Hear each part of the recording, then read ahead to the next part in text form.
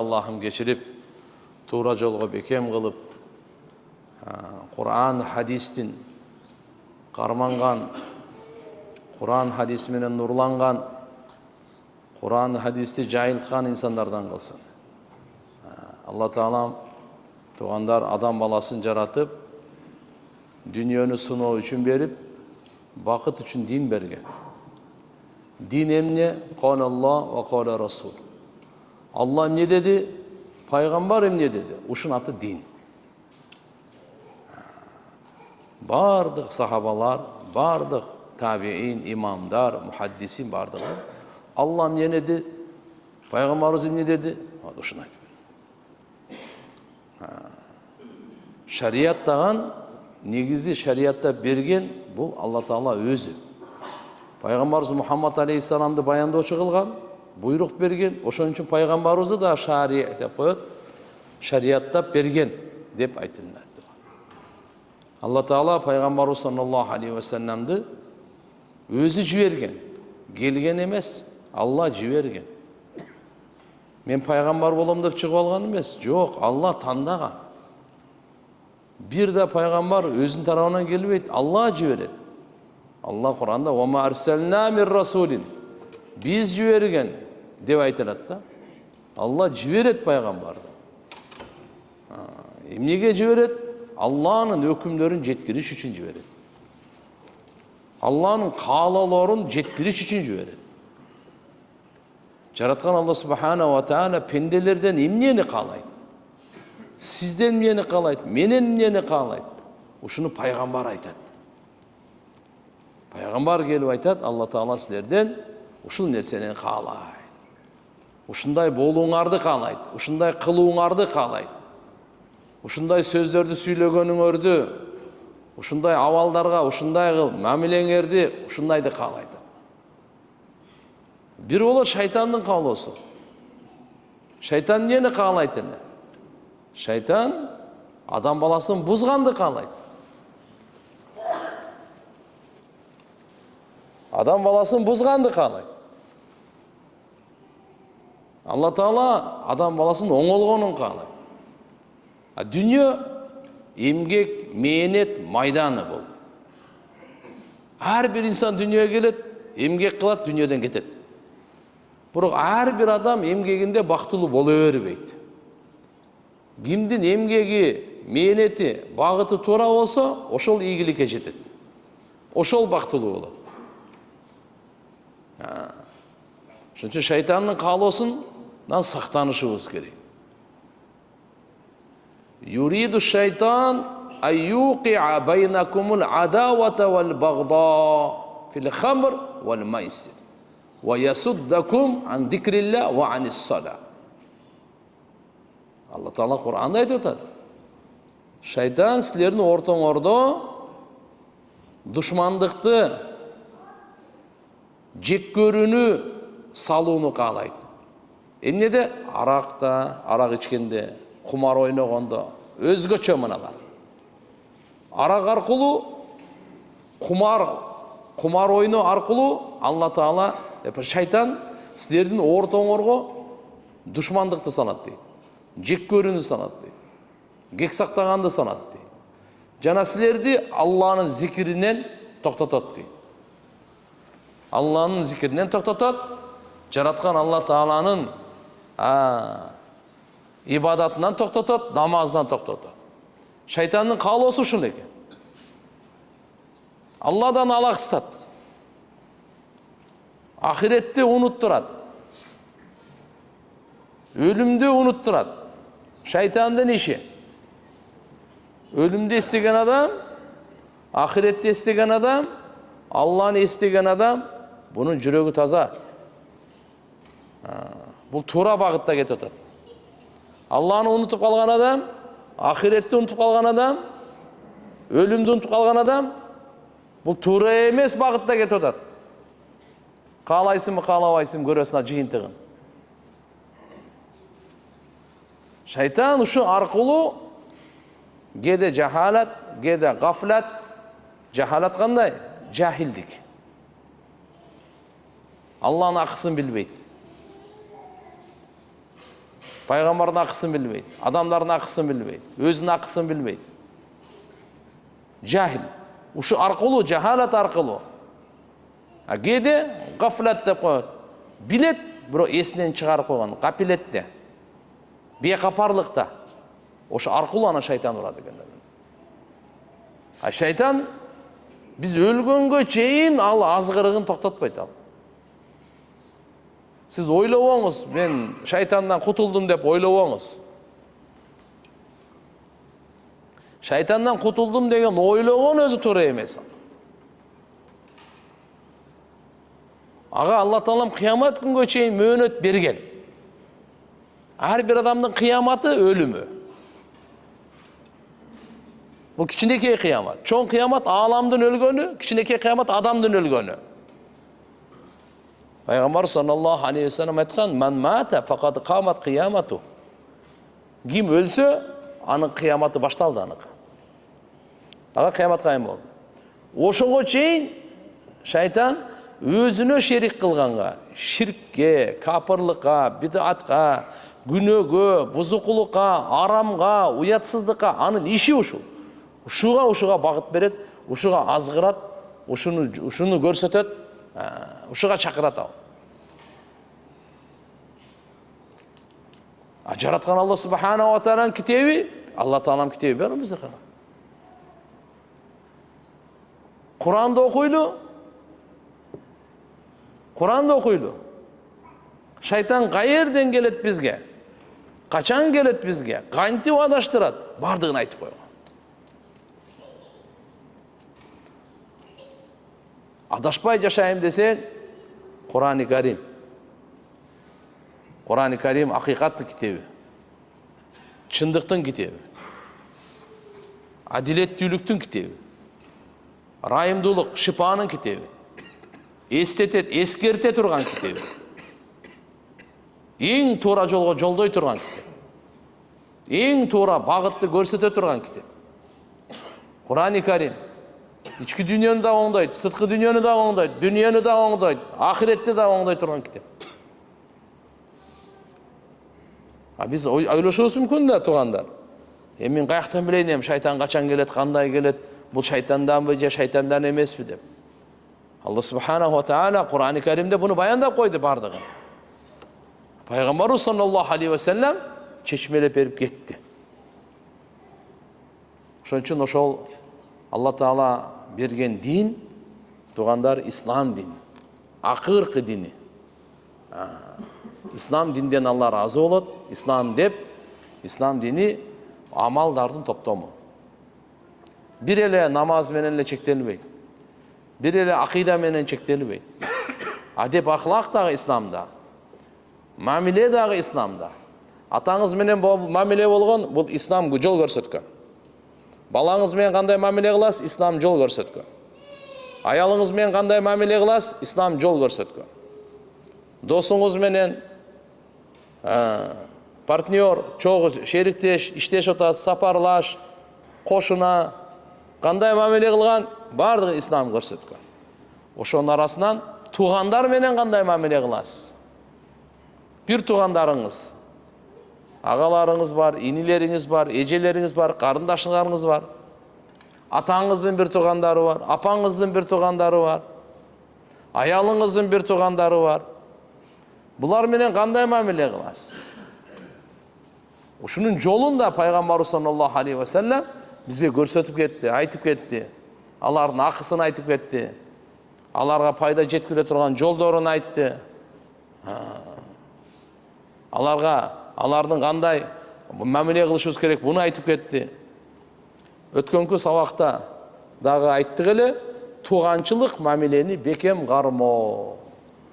Тууганчылык мамилени, бир туугандарыңыз менен бекем болуңуз. Мамилени бузбаңыз. Байланышты үзбөңүз. Туугандар менен. Ушуга шайтан салат да, азгырыгын салат. Дүнүйө аркылуу азгырыгын салат.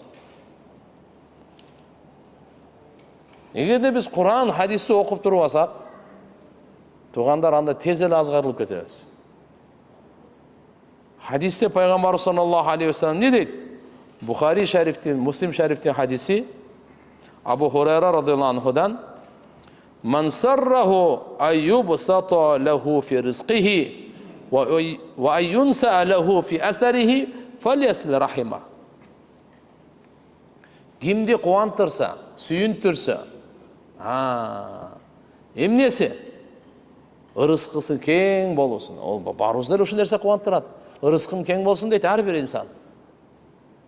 Men rızkım keng bolsa eken deyim. Siz de oşondoy deysiz.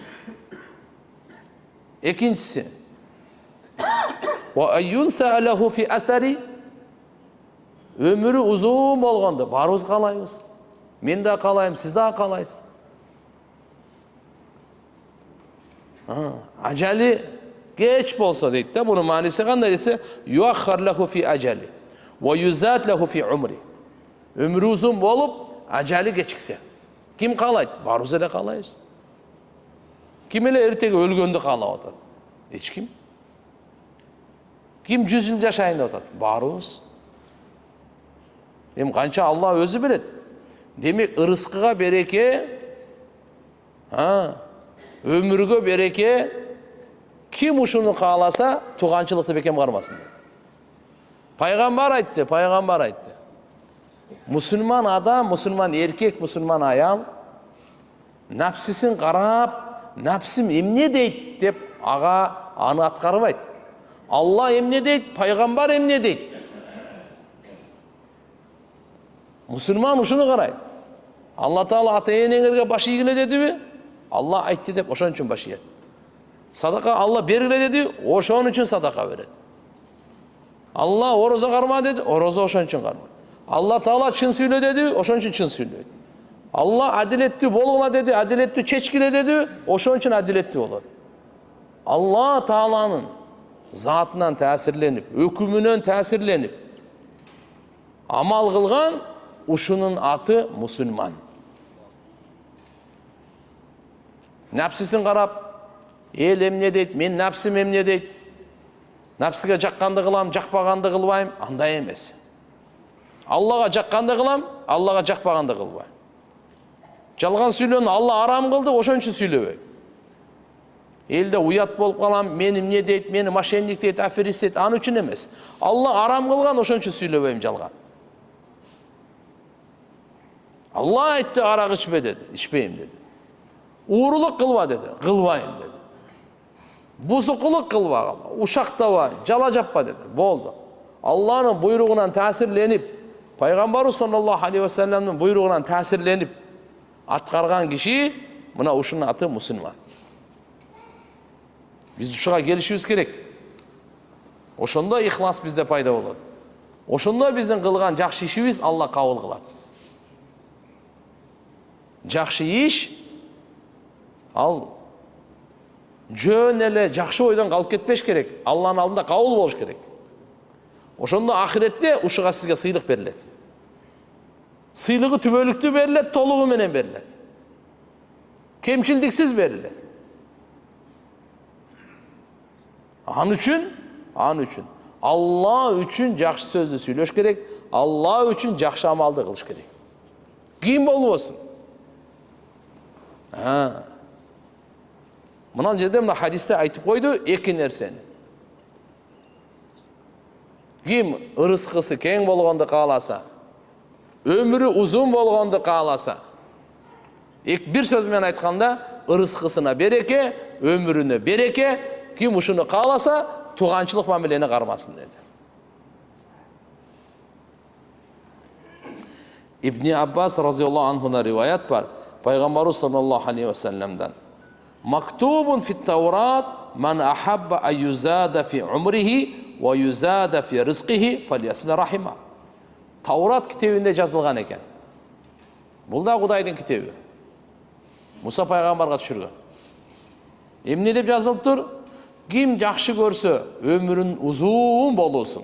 Barız jakşı görөбүз. Rızkısı köp bolgondu kaalasa, barız jakşı görөбүz. Anda tuğançılık mamileni bekem karmasın dedi. Tuğançılık mamileni bekem karmasın dedi. Bir hadiste Hazret Ali radıyallahu anh rivayet var. Bu Bazzar'da gelet. من سره أن يمد له في عمره ويوسع له في رزقه وتدفع عنه ميتة السوء فليتق الله وليصل رحمه. Kim ömrü uzun bolğanды kalasa, rızkısı keng bolğandı kalasa, jaman ölümden saqtalğandı kalasa, Allah Taala'dan korksun, tuğançılık mamileni bekem qarmasın. Bu hadiste 3 nerseni aytты. Ömrüңüz uzun bolğanды kalaysızbı? Rızkınız keng bolğandı kalaysızbı?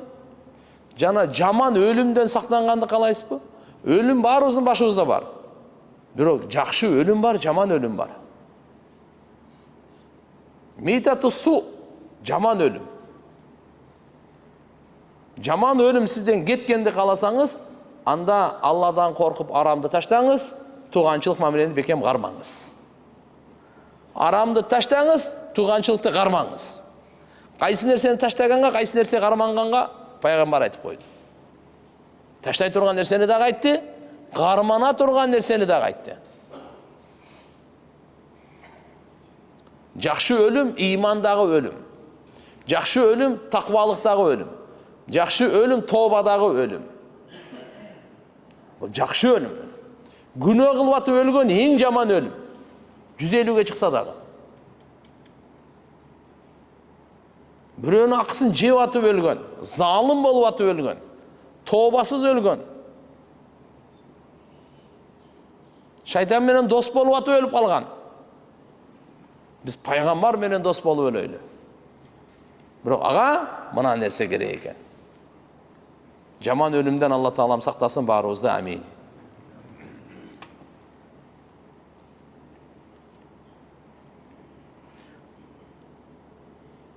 Айша небизден риваят келет. Пайгамбар саллаллаху алейхи ва саллям Айша небизге айткан: "Ман утия рифка фақат утия хиддаху мин хайри дуния вал ахира."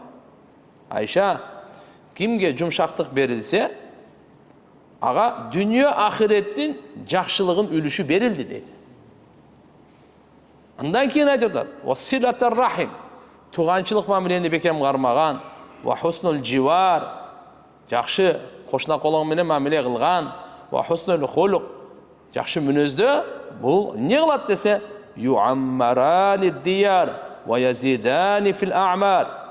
Бул машалла коомчулукту оңдойт экен, абат кылат экен. Жана адамдын өмүрүн көбөйтөт экен. Бизде коомчулук качан жашылданат, качан оңолот, качан биз бактылуу жашайбыз, качан биз жакшы мүнөз менен, туганчылык мамиле менен, жакшына кошунага мамиле кылуу менен болсо, анан болот экен. Туганчылык мамиле ар-рахим муаллакатун бил арш. Алланын аршында асылып турат экен. Тaqul айтат экен: "Ман васалани васалахулла, ва ман катаани катаахулла", равахул Бухари ва Муслим. Туганчылык айтат экен, туганчылык. Ким мени карманса, ким менен бириксе, Алла ага биригет. Ким мени үзсө, Алла аны үзөт дейт экен.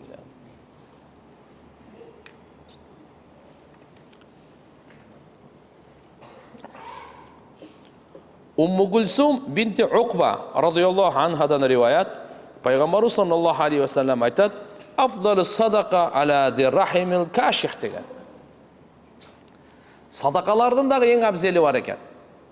Намаздардын эң абзели кайсы? Фарыз намаздар. Фарыз намаздар. Я. Садакалардын эң абзели кайсы десеңиз, сизге душмандыкты кармаган туганга садака бергениңиз ушул эң абзел экен да. Каших деп коет. Душмандыгын ичине жашырган кишини айтат. Не деп коет экен? Кайсы туган душмандыгын ичине жашырып, сиздин туганыңыз душмандыгын ичине жашырып турса, ушуну каших дейт. Ошондой туганга садака бергениңиз эң абзел садака экен.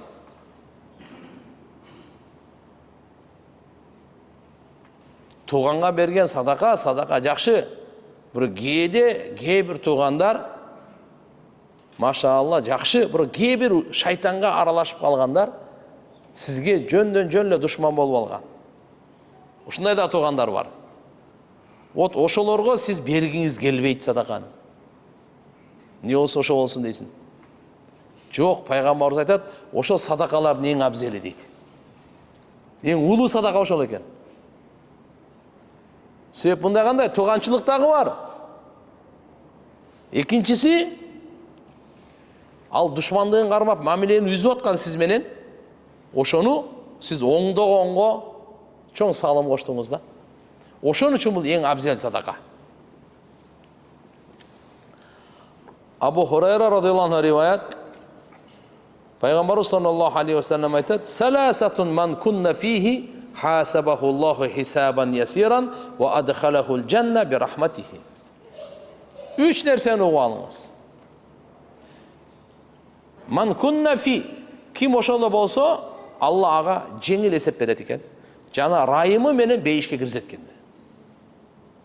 Жеңил эсеп дегени эрте кыямат күнү Алла субханаху ва таала аны эсепке албайт деген сөз. Хисабан ясиран, жеңил эсеп деп коет тугандар. Пайгамбар саллаллаху алейхи ва саллям бир хадис айткан го. Ман хусиба халак. Кимди эсепке ала турган болсо, Алла таала ал жок болот ал. Эч ким эсеп бере албайт. Алла таалага бир инсан эсеп бере албайт.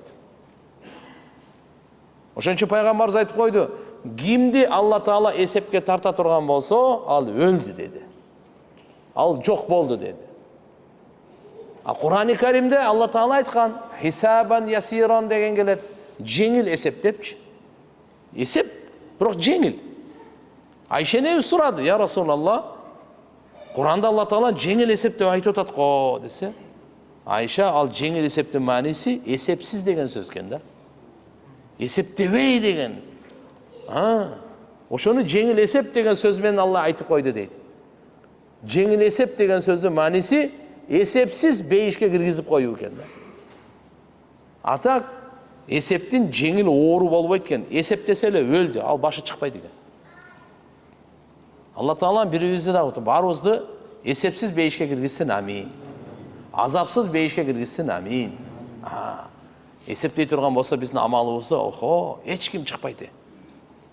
Мен деген аулияң дагы эсептеп бере албайт. Бир көздүн акысын ким берет эсеп? Ар бир дем ким берет бул эсепти? Ошон үчүн мына дуаны айтып жүрүш керек. Аллахумма хасибна хисабан ясира. Айтыңчы. Аллахумма хасибна хисабан ясиран. Я Алла бизди жеңил эсепте. Мааниси кандай? Эсепсиз киргизип кой бейишке. Эсепсиз киргизди. Мен халсызмын, суранганым, я Алла сен дуаны кабыл кылам дегенсин. Мен ушу дуамы кабыл кылып койчу, что мени эсепсиз эле бейишке киргизип кой деп. Кереметтүү дуа. Бирок азыр айтып атат Пайгамбар саллаллаху алейхи ва саллям деп айтып атканын деди. Не деди?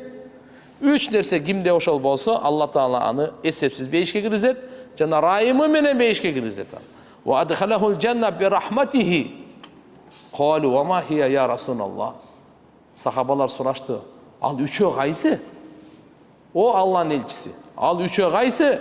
Биаби анта ва умми. Ата-энебиз сизге курбан болсун. Пайгамбарыбыз айтты. Туъти ман харамак ва тасил ман катаак ва таъфу амман заламак фа иза фаалта залика tudkhilakal janna. Sen deyt, ким сени махрум, мындача айтса, кур калтырса, ошого бергин. Ким сени үзсө, мамилени түзгүн. Ким сага зулумдук кылса, аны кечиргин. Ушуну кыла турган болсоң, ушу амал бейиште сен киргизип коет. Үчөө ушул экен да. Кимде ушу үч нерсе болсо, Алла аны жеңил эсеп кылат, бейишке райымы менен киргизет деди. Ошо үч нерсе кайсы деп сахабалар сурашты. Атабыз, энебиз сизге курбан болсун, айтып коюңуз, ошону билип алайлы, амал кылайлы дагы Алла таала бизди эрте кыямат күнү жеңил эсепке алып туруп, бейиште райымы менен киргизсин деп. Ким амал кылса, мына эшик ачык. Tu'ti man harumak. Birincisi. Kim sizge berбей koydu da? Akыңызды бербей koydu. Oşoğa siz beriniz. Ağa teңелбеңiz. Ağa teңелбеңiz, өчөшпөңүz ağa. Sizge берген жоқ та. Пайғамбарымыз айтады.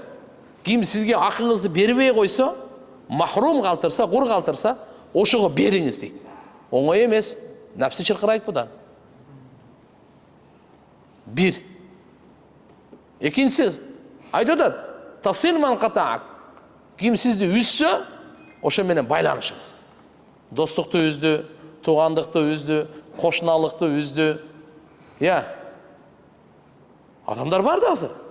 Ошоға сіз теңелбеңіз бұл жерде дағы. Сіз да үзіп салбаңыз. Не олсаң ошоға. Мамиле қылын келбей тау, мен сенен дағы мұқтаж емесмін. Жоқ бар. Жоқ. Ал шайтандың іші. Пайғамбардың іші мына. Адамдық bağlılık жерден білінеді. Сіз аға теңелбеңіз дейді. Сізді үзсө, ал менен түзіңізді отпайды. Siz менен мамиле түзгөнгө жөнеле түзүшүңүз керек.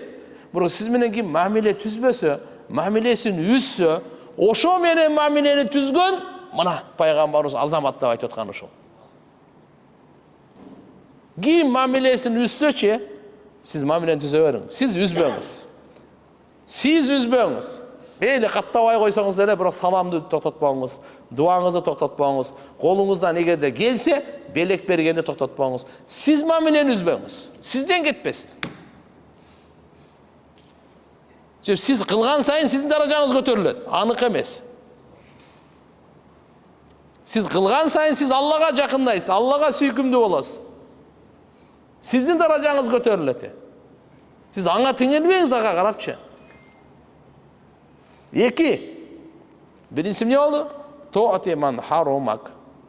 İkincisi ne oldu? Ve tasil man qata'ak. Üçüncüsü ne oldu? Ta'fu amman zalamak. Kim sana zulümdük kılsa, oşanı geçir. En kıyın uşul özü. Kim sizge zulümdük kılsa, geçirü oңой емес та? Nafsi çırqıraydı. Кейбір таныш достар айтып қалады, дамыламына бір 10 жылдан бері дайыма geçirем дейін, бірақ жүректен шықпайды дейді. Құдаға шүкір, емі шығып кетті дейді. Аямай қатты жүректі ұртып қойғанда. Рамазанда дуа қылам дейді, Кабада дуа қылам дейді, даватқа шығып дуа қылам дейді, намаздан кейін тахаджудта дуа қылам дейді, кешірдім деп айтам дейді. Все равно жүректен шықпайды, не қылайын дейді. Қатты ұртып қойған екен. Бір ошо менен күрөшіп 10 жыл болды, шықты дейді. Машалла. Оңой емес.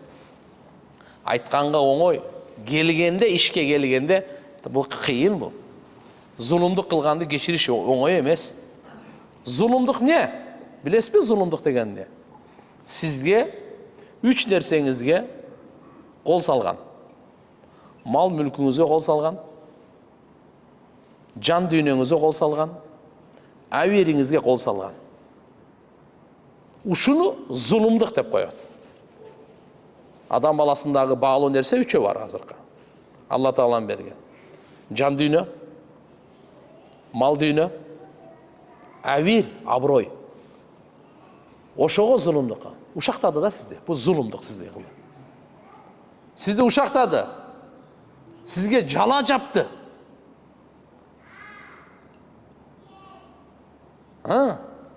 Сізді тура емес ұрды. Қол көтерді, сөкті. Адамның арасында әуеріңізге қол салып қордоды. Мал мүлкіңізді алып бербей қойды, алдап қойды, зұлымдық қылды. Ушыларды кешіру оңой емес. Пайғамбарымыз 21 жылдық зұлымдықты кешірген. Қанша жыл? 21 жылдық зұлымдық. Ошоны кешірген. Мекке мушриктери пайғамбарымызға, үй бүлесіне, туғандарына, имандыларға 21 жыл зұлымдықты тоқтатқан жоқ. Пайғамбарымыздың өзіне қанша? Ең чоң зұлымдықты пайғамбарымызға қылды. Бірақ пайғамбарымыз саллаллаху алейхи ва саллям Мадина көчүп келгенден кийин 8 жылдан кийин Рамазан айда барып 10.000 сахабалар менен Меккени басып алганда, жеңгенде бая 21 жылдык зулумдук кылган душмандар кол алдына келип калды. Бардыгын кармап алды да. Бардыгы ал алдында да. Пайгамбарыбыз эгерде өчүн алса, адилеттүүлүк болмок. Адилеттүү болмок. Өчүн алса. Түшүнөсүзбү? Пайгамбарыбыз эгерде өчүн алса, адилеттүү болмок. Пайгамбарыбыз саллаллаху алейхи ва саллям адилеттүүлүк кылган жок. Не кылды? Айкөлдүүлүк кылды. Адилеттүүлүктөн жогору турат бул. Алар айтышты, пайгамбарыбыз айтты, не кылайын деди. Бардыгы айтты, сиз жакшы адамсыз, жакшы адамдын баласысыз. Каалаганыңызды кылсаңыз жарашат. Пайгамбарыбыз айтты, Юсуф пайгамбар бир туугандарына айткан сөздү айтам силерге. Бүгүн. Ла тасриба алейкумул йаум. Юсуф пайгамбар айткандай. Бүгүн силерге эч кандай жемелөө жок. Силердин кылган жамандыгыңарды, ошолорду мен даже силерге эстетпейм. 21 качан жамандык кылдың, кандай жамандык кылдың, даже эстетпейм. Пайгамбар айтты, антуму толака. Барыңар бошсуңар, бардыңарды кечирдим деди да. 21 жылдык зулумдукту Мекке мушриктери пайгамбарыбыздын бул кулук мүнөзүнөн таасирленгенде жүрөктөрдү турбай калды да ордунда. Бардыгы иман келтирген. Ашхаду ан ла илаха иллаллах ва ашхаду аннака абду ва расулу. Бардыгы. Бир Алладан башка сыйынганга ылайыктуу зат жок. Эй Мухаммад, сиз Алланын кулу жана элчисисиз, күбөлүк беребиз деп барды иман келтирген. Пайгамбарыбыз сабыр кылды. Пайгамбарыбыз чыдады. Пайгамбарыбыз ачуусун жутту. Оңой эмес эле. Ушунун бардык зыян жамандыктарын көтөрдү. Учуру келди, кечирип салды да. Мынаны көрдүм. Ошон үчүн өзү пайгамбар жөн эле сөз айтып койгон жок. Жашоосунда амал түрүндө, практика түрүндө көрсөткөнү. Пайгамбар жөн эле айтып коюп кетип калган жок. Өзүнүн жашоосунда көрсөтүп койгон муну барды. Демек ушу айтып атат, 3 нерсе бар. Ким ошондо кимде ушу үчөөнү кыла турган болсо, Алла аны эрте кыямат күнү жеңил эсепке алат. Райымыгын менен Алла бейишке киргизет. Үчөөнү жаттап алайлы, билип алайлы, жашоодо мүмкүн болгондо аракет кылайлы, колдонгонго. Азырга уктук, кулакка келди. Бул эң качан ушуга туш келгенде анан амал кылыш керек да. Кеп ошол жерде турат. Ал мен айтып бердим жөн эле. Сиз уктуңуз. Буга качан сталкиваться этебиз? Мечиттин сыртында. Жашоодо. Ана. Ошол жерде биздин акыбызды бербей койсо берейли. Биз менен мамилени үзсө, үзбөй мамилени түзөйлү. Бизге зулумдук кылса, кечирип коелу. 3 нерсе эсте калабы? Мынандай кылган адам чынык адам ушул. Имандын чакырыгы ушул. Эгерде ушундай кылган адам бул кору болбойт. Бул эч качан кору болбойт. Бул төмөн болбойт. Тиги зулумдук кылды эле мен кечирип койдум десечи. Бул төмөн болбойт. Бул кору болбойт эч качан.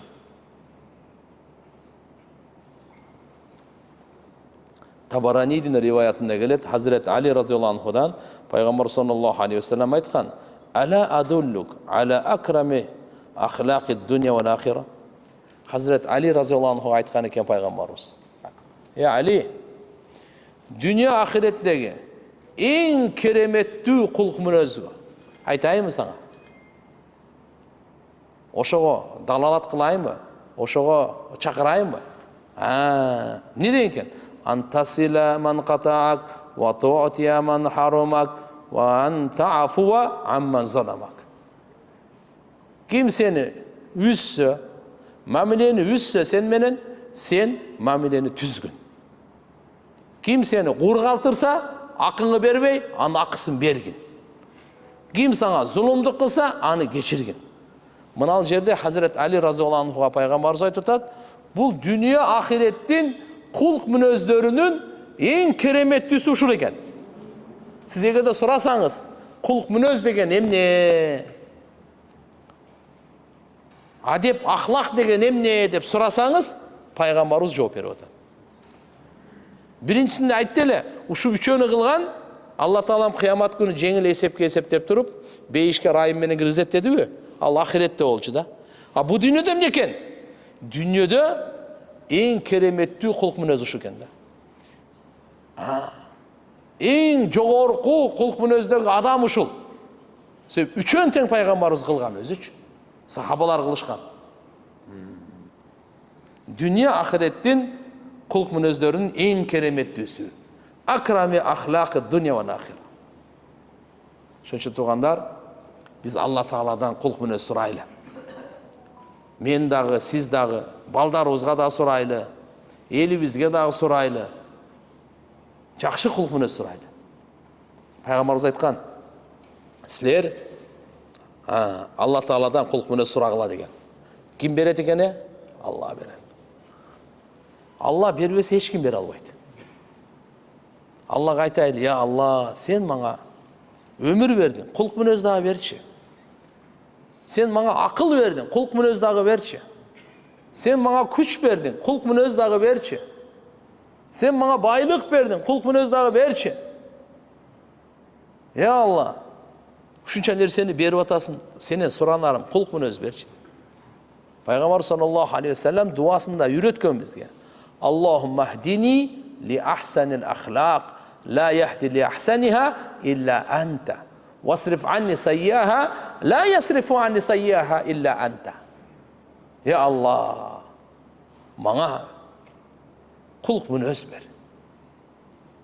Сенен башка эч ким бере албайт. Менден жаман мүнөздү алып ташта. Сенен башка эч ким алып таштай албайт. Мына дуаны карасаңыз. Аллахумма хдини ли ахсанил ахлaq. Жөнөкөй да эмес, я Алла, мага хидаят бер. Эң чырайлуу кулк мүнөзгө. Ана. Эң чырайлуу кулк мүнөзгө мени жолдо деп сурап атасыз Алла Тааладан. Эң чырайлуу кулк мүнөзгө мени эмне кыл? Ошого жолдо. Сенен башка эч ким жолдой албайт. Ла яхди ли ахсаниха илля анта. Сен эле гана ошого жолдой аласың. Аны Алладан сурайлы, я Алла, менден жаман мүнөздү алып ташта деп. Кек сактаган, өч алган, текеберленген, көр албастык, кара ниет, арам ой, мыналардын бардыгы жаман мүнөздөр да булар. Адамды курутат. Адамды курутат мына азыркыларчы. Текебер адамды курутат. Бул эч жерге батпайт. Көр албас бул адамды курутат. Бул эч жерге батпайт. Эч кимди көрө албайт булчу. Бирөөнүн ийгилигин көрө албайт. Бирөөнүн жакшылыгын көрө албайт. Бул адамды курута турган сыпат. Бул Алладан сурашыбыз керек экен. Я Алла, менен ушундай жаман мүнөздөрдү алып ташта. Васриф анни сайя. Менден буруп ташта сен башка жакка. Бирок сенен башка эч ким бура албайт деп. Ата эне жакшы мүнөз бере албайт. Алла берет жакшы мүнөздү. Устаз, шейх, алым, бүткүл дүйнө биригип сизге жакшы кулк мүнөз бере албайт. Сизге жакшы кулк мүнөз Алла берет экен. Ошон үчүн Алла Тааладан биз жакшы мүнөз сурайлы. Жаман мүнөздү бизден эч ким кетире албайт. Эч ким кетире албайт. Жаман мүнөзүңүздүчү бардык досуңуз биригип кетире албайт. Түрмө дагы кетире албайт жаман мүнөздү. Түрмөгө салып кой 10 жыл, жаман мүнөздү кетире албайт. Жаман мүнөздү Алла кетирет. Биз Алладан сурайлы, я Алла, менден жаман мүнөздү кетирип сал. Сенен башка эч ким кетире албайт. Ушул сөзүн кошуп айтайлы. Жакшы мүнөз бер, сенен башка эч ким бере албайт. Жаман мүнөздү менден кетир, сенен башка эч ким кетире албайт. Пайгамбар ушул сөздү кошуп айткан. Жакшы мүнөз кандай экен? Мынакей, жакшы мүнөз. Ошон үчүн айтат да, бирөө жакшылык кылса, жакшылык кылып койсоң, аны кулк мүнөз деп айтпайт дейт. Ал просто кандай? Алды, берди. Ал жакшылык кылды, жакшылык кайтарып койду, болду. Бул кулк мүнөз эмес экен. Кулк мүнөз качан? ал жакшылык кылган жок. Мен жакшылык кылсам, ушул кулк мүнөз экен.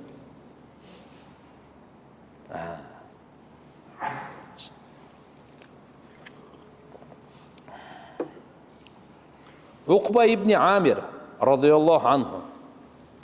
Бұл да сахаба, аты Уқба. Уқба. Балалы болсоңор, неберелі болсоңор, атын Уқба коюп коюңуз.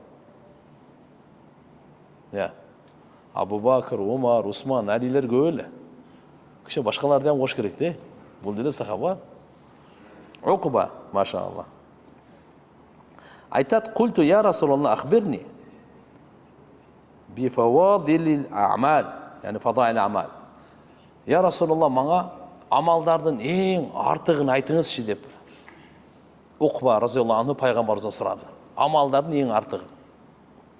Пайғамбар саллаллаху алейхи ва саллям айтты: "Я Уқба, ей Уқба" деді. "Силман қатаак". Кимсе менен мамилени үзсө, ошо менен түзгүн, бириккин деді. "Ва атиман харама". Ким сени кургалтырса, ага акысын бергин деді. "Ва арид амман залама", ким сага зулумду кылса, андан 100 үйүргүн деді. Ага 100 үйүр, көңүл бурбайлыгы. Жамандык кылды. Эсине келип кечирим сурап калса жакшы, болбосо ахиретке калса өзүнө көрөт. Раваху Ахмад. Абу Хурайра радиаллаху анху риваят. Как раз мына бизге көп айтылынат да, угуп туруңуз эми. Мына риваят келатат. Абу Хурайра радиаллаху анхудан: "Анна раджулан кала я Расулаллах, инна ли караба асилухум ва яктаунани. Ва ахсину илейхим ва ясиуна илейя. Ва ахлуму алейхим ва яджхалуна алейя." Bir kişi gelip Peygamber sallallahu aleyhi ve sellem айтыптыр: "Менин тугандарым бар, мен аларга жакшы мамиле кылам. Мамиле түзгенге аракет кылам, бирок алар үзүшөт мамилени. Мен аларга жакшылык кылам, алар мага жамандык кылат" дейт. "Мен аларга боорукерлик, жакшы, жумшактык кылам, алар мага надандык кылат" дейт. Бул кандай болот дейт? Бизде ушундай бар го. Мен жакшылык кылам, бирок алар мага жамандык кылып атпайбы? Алар мага жаман. Мен мамилени түзөйүн деп атам, бирок алар өзү үзүп, мени жакындатпай, түртүп атпайбы дейт. Бизде ушундай бар азыр жашоодо. Пайгамбарыбыз эмне деп жооп берди ошого?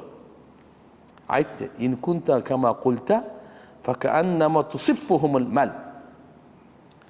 Эгерде сен айткандай болсо, эгерде сен аз айтып атасың, кудум ошондой болсо, анда сен мал деген эмне экенсиң? Рамадул хар дейт. Ысык кумду айтат. Сен алардын оозуна ысык кум салып атсың да дейт. Бунун мааниси кандай? Сен жакшылык кылдың, алар сага жамандык кылып атат го. Сен алардын оозун толтуруп атсың дейт. Алардын сен оозун немени толтуруп атсың дейт? Жакшы мамиле кылып, оозун жаап атсың дейт. Кум толтурган деген мааниси. "Вала язалу ма'ака миналлахи захирун алейхим". Билип кой. Мадумта ала далик. Сен ушул амалды эле кыла бере турган болсоң, Аллахтын тарабынан сага бир жардамчы дайындалат, сага дайыма жардам бере берет dedi да. Алгайсы периште. Аларга каршы жардам бере берет, алардын жамандыгы сага тийбейт, сенин жакшылыгың тие берет, алардын жамандыгы сага тийбейт. Ушундай Алла Таалам жардамчы берип коет сага dedi. Демек туганда бу жерде эмне сабак алдык пайгамбарыбыздын бул хадисинен? Эгерде кээ бир тугандар сиз жакшылык кылып атсаңыз деле, жакшылыгыңыздын кадырын билбей, жамандык кылып атса, жакшылыгыңызды токтотпоңуз. Сиз мамилени түзүп атсаңыз, ал үзүп атса, мамилени түзгөндү токтотпоңуз. Эмнеге? Аллахтын тарабынан сизге жардамчы дайындалган. Сизге дайыма жардам бере берет. Сиздин ишиңиз оңунан чыга берет. Көңүлүңүз ток боло берет. Даражаңыз көтөрүлө берет. Ырыскыңызга береке келе берет. Өмүрүңүзгө береке келе берет. Сиз бу жакшылыкты токтотпоңуз.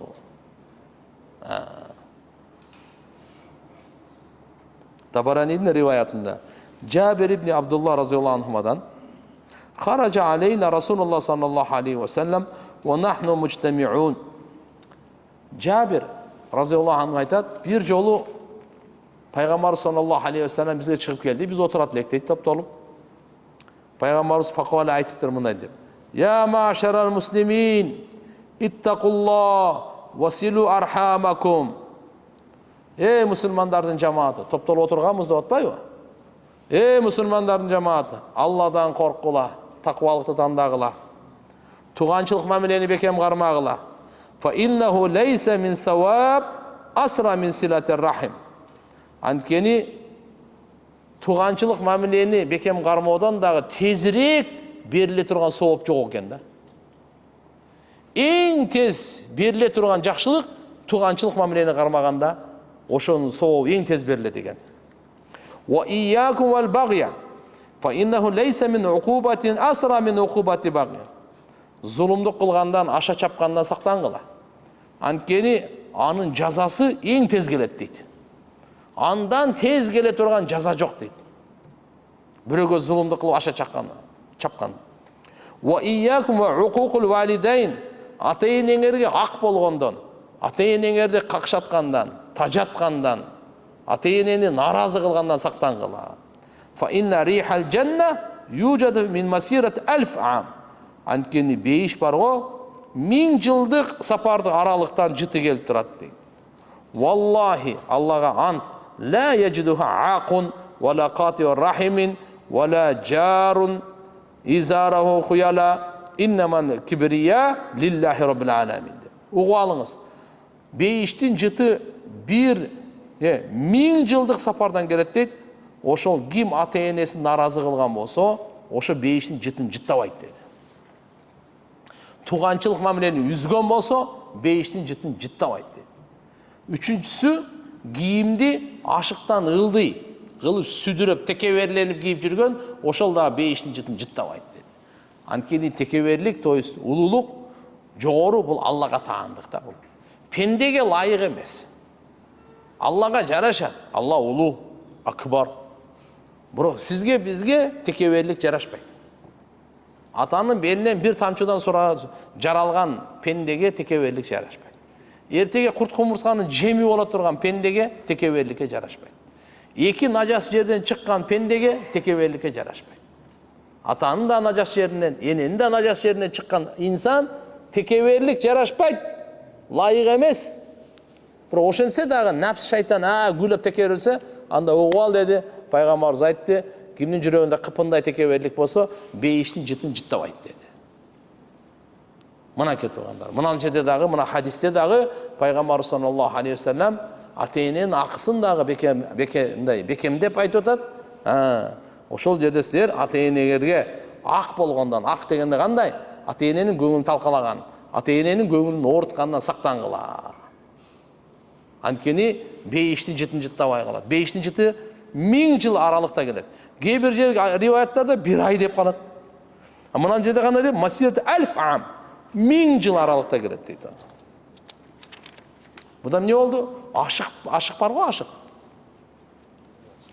Кызыл ашык. Ошодон ылдый кийбеш керек экен да. Кызыл ашыктан кичине жогору кылып коюңуз, жакшы. Жөн эле келе шым эми азмаз түшүп калат, ошондой болуп калса проблема эмес, мейли. Бирок текеберликтен атайы ошол жакка неме кылса, аны өлдү анда. Ал чата кала. Шым болсун, спортивка болсун, куртка болсун, желек болсун, любой нерсеси болсун. Аль-Мигдад ибн Мади Караб, то есть, радиаллаху анхудан. Риваят, Пайгамбар саллаллаху алейхи ва саллям айтат: "Ма ат'амта нафсак, фа хуа лака садака. Ва ма ат'амта заужак, фа хуа лака садака. Ва ма ат'амта хадимак, фа хуа лака садака." Раваху Ахмад. Өзүңүзгө тамак жесеңиз, өзүңүз тамак жесеңиз, бул сиз үчүн садака экен. Аялыңызга тамак берсеңиз, сизге садака экен. Кызматчыңызга тамак берсеңиз, сиз үчүн садака экен. Мына кетуганда, жегенибиз дагы садака, жедиргенибиз да садака. Мейли аялыңызга жедиресизби, бир нерсе алып бересизби, же кызматчыңызга бир нерсе алып бересизби, сизге садаканын сообу жазылат экен да. Жабир разияллаху анху риваят бар. Пайгамбар саллаллаху алейхи ва саллям айтат: "Куллу маруфин садака."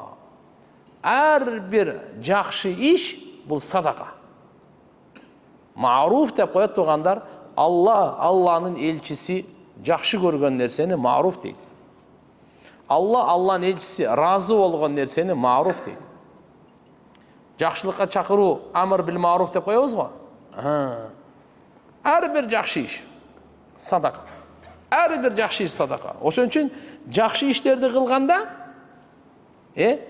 адам баласы кичине чоң деп тандабай кыла бериш керек экен. Ла тахкиранна минал маруфи шей'a.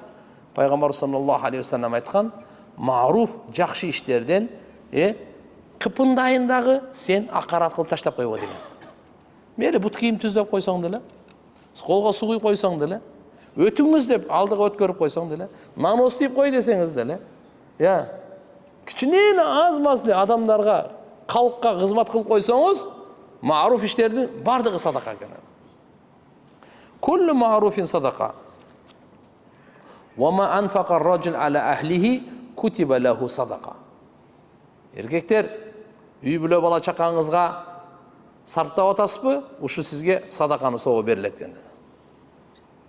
Аялыңызга, бала чакаңызга тамак аш алып берип атасыз, кийим кече алып берип атасыз, кажет ооруп калса дары дармек, эмнени сиздин чөнтөгүңүздөн чыгып сарпталса, ошого садаканы сого жазылат дейт.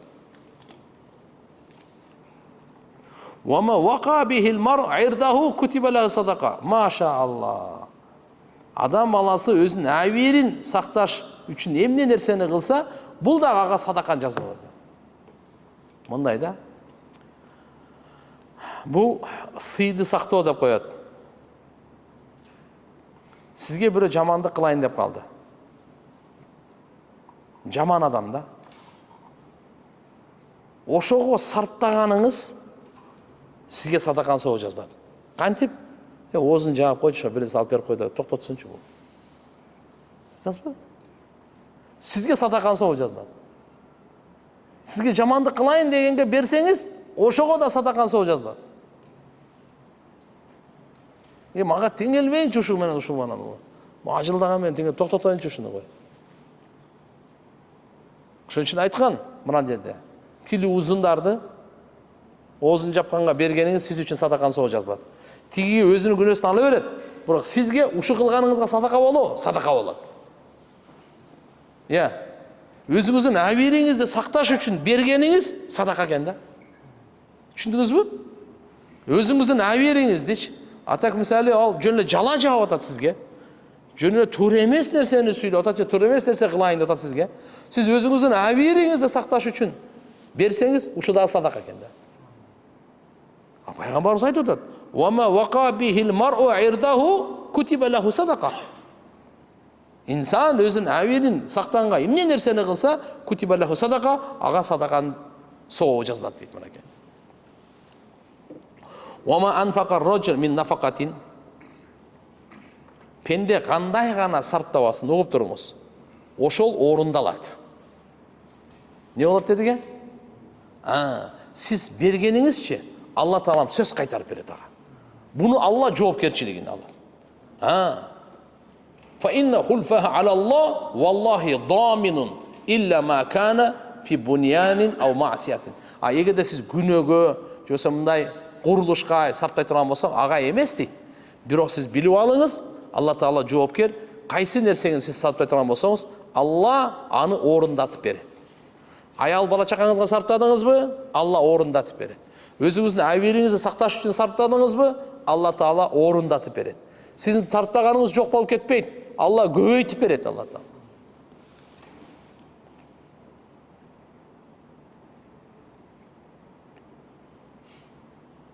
Bir hadiste Tabarani'de gelir.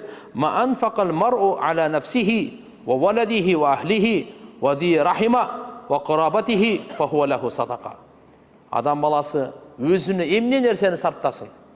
Balasına, ayalına, tuğanına emne gana sarptasın. Sadakan soğun ala öğretti. Karaç. Bizim dinimiz kanday. Bardın kursağın açtın, lağman jedin, sadakan soğun aldın. Oho. Kursağı taktık bir yağı. Sonu mekene? Su sap kettin, dep bağır öylenen. Apke barjomiden birdi ver. İçtin, sadakan soğun aldın. Bir naski alıp giyip alayın dep barıp naski alıp. Özüңө alып отасың, өзүңө сарптап отасың.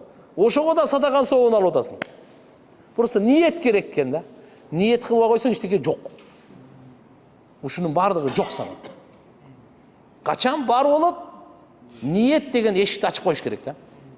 Эшикти ачып коюш керек, сооп кире берсин дияны.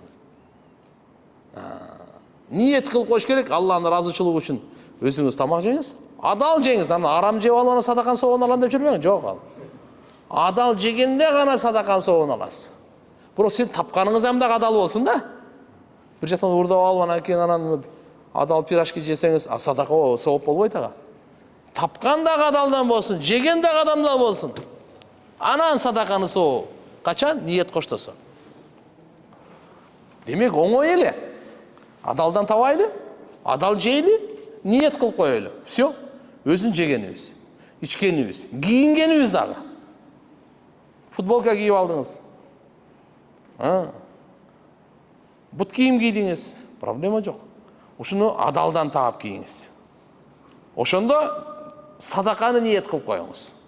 Айрылыгы чакты садаканы соогун алат. Пайгамбар саллаллаху алейхи вассалам хадистерде маалым болот, эгерде сиз эски кийимиңизди дажачы жаңы кийим кийип атканда бирөөгө берип коюң. Ал качанга чейин кийсе, ошону соогу сизге жазыла берет. А эгерде жаңы кийим кийсеңиз, Аллаху акбар. Алла сизге бейиштин жашыл жаңы кийимдеринен кийгизет дейт.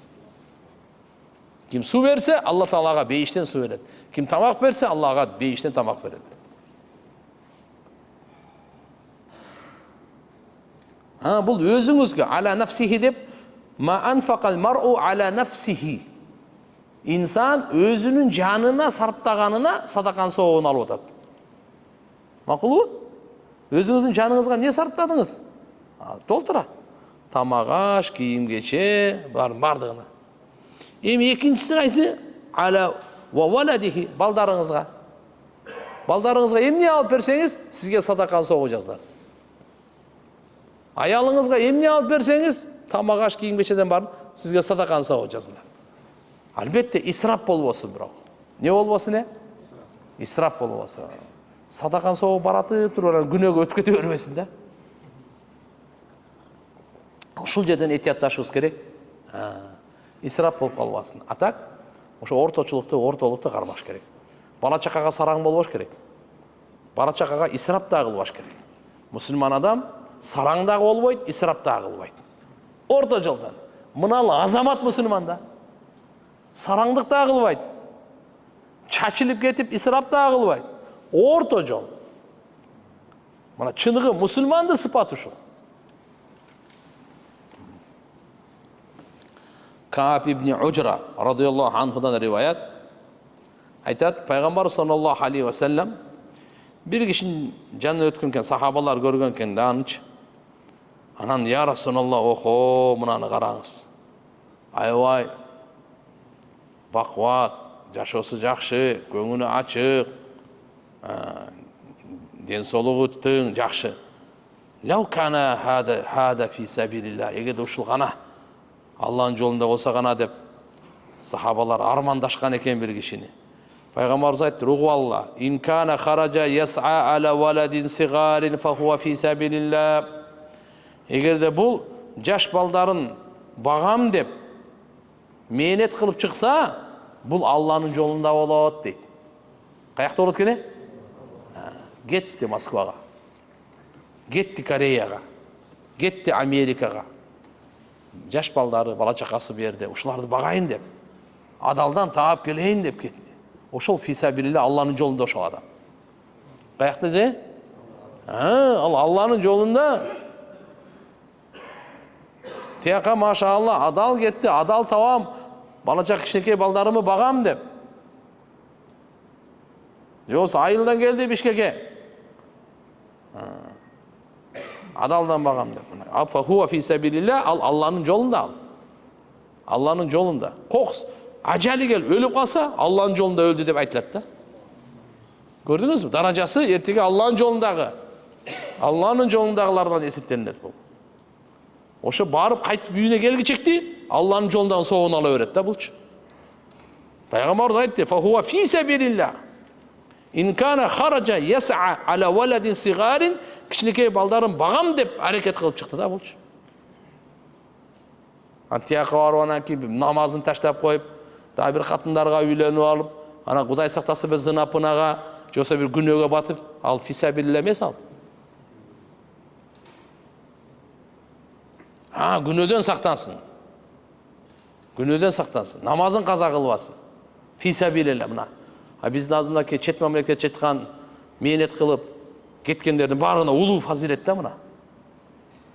Ва ин кана хаража яс'a ala nafsihi yu'affuha fa huwa fi sabilillah. Егерде өзін жанын бағам, ушу мен өзімдін әуеремді сақтаймын деп шыққан болса, ал да фисабилилlah, Аллахның жолында екен да.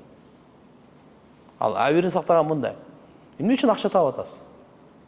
Эмне үчүн акча издеп атасыз? Эмне үчүн акча таап атасыз? Эмне үчүн иштеп атасыз? Ушта мен бирөөнүн алдымда, ошого мындай кор болуп калбай. Мен әуеремди таза кармайын.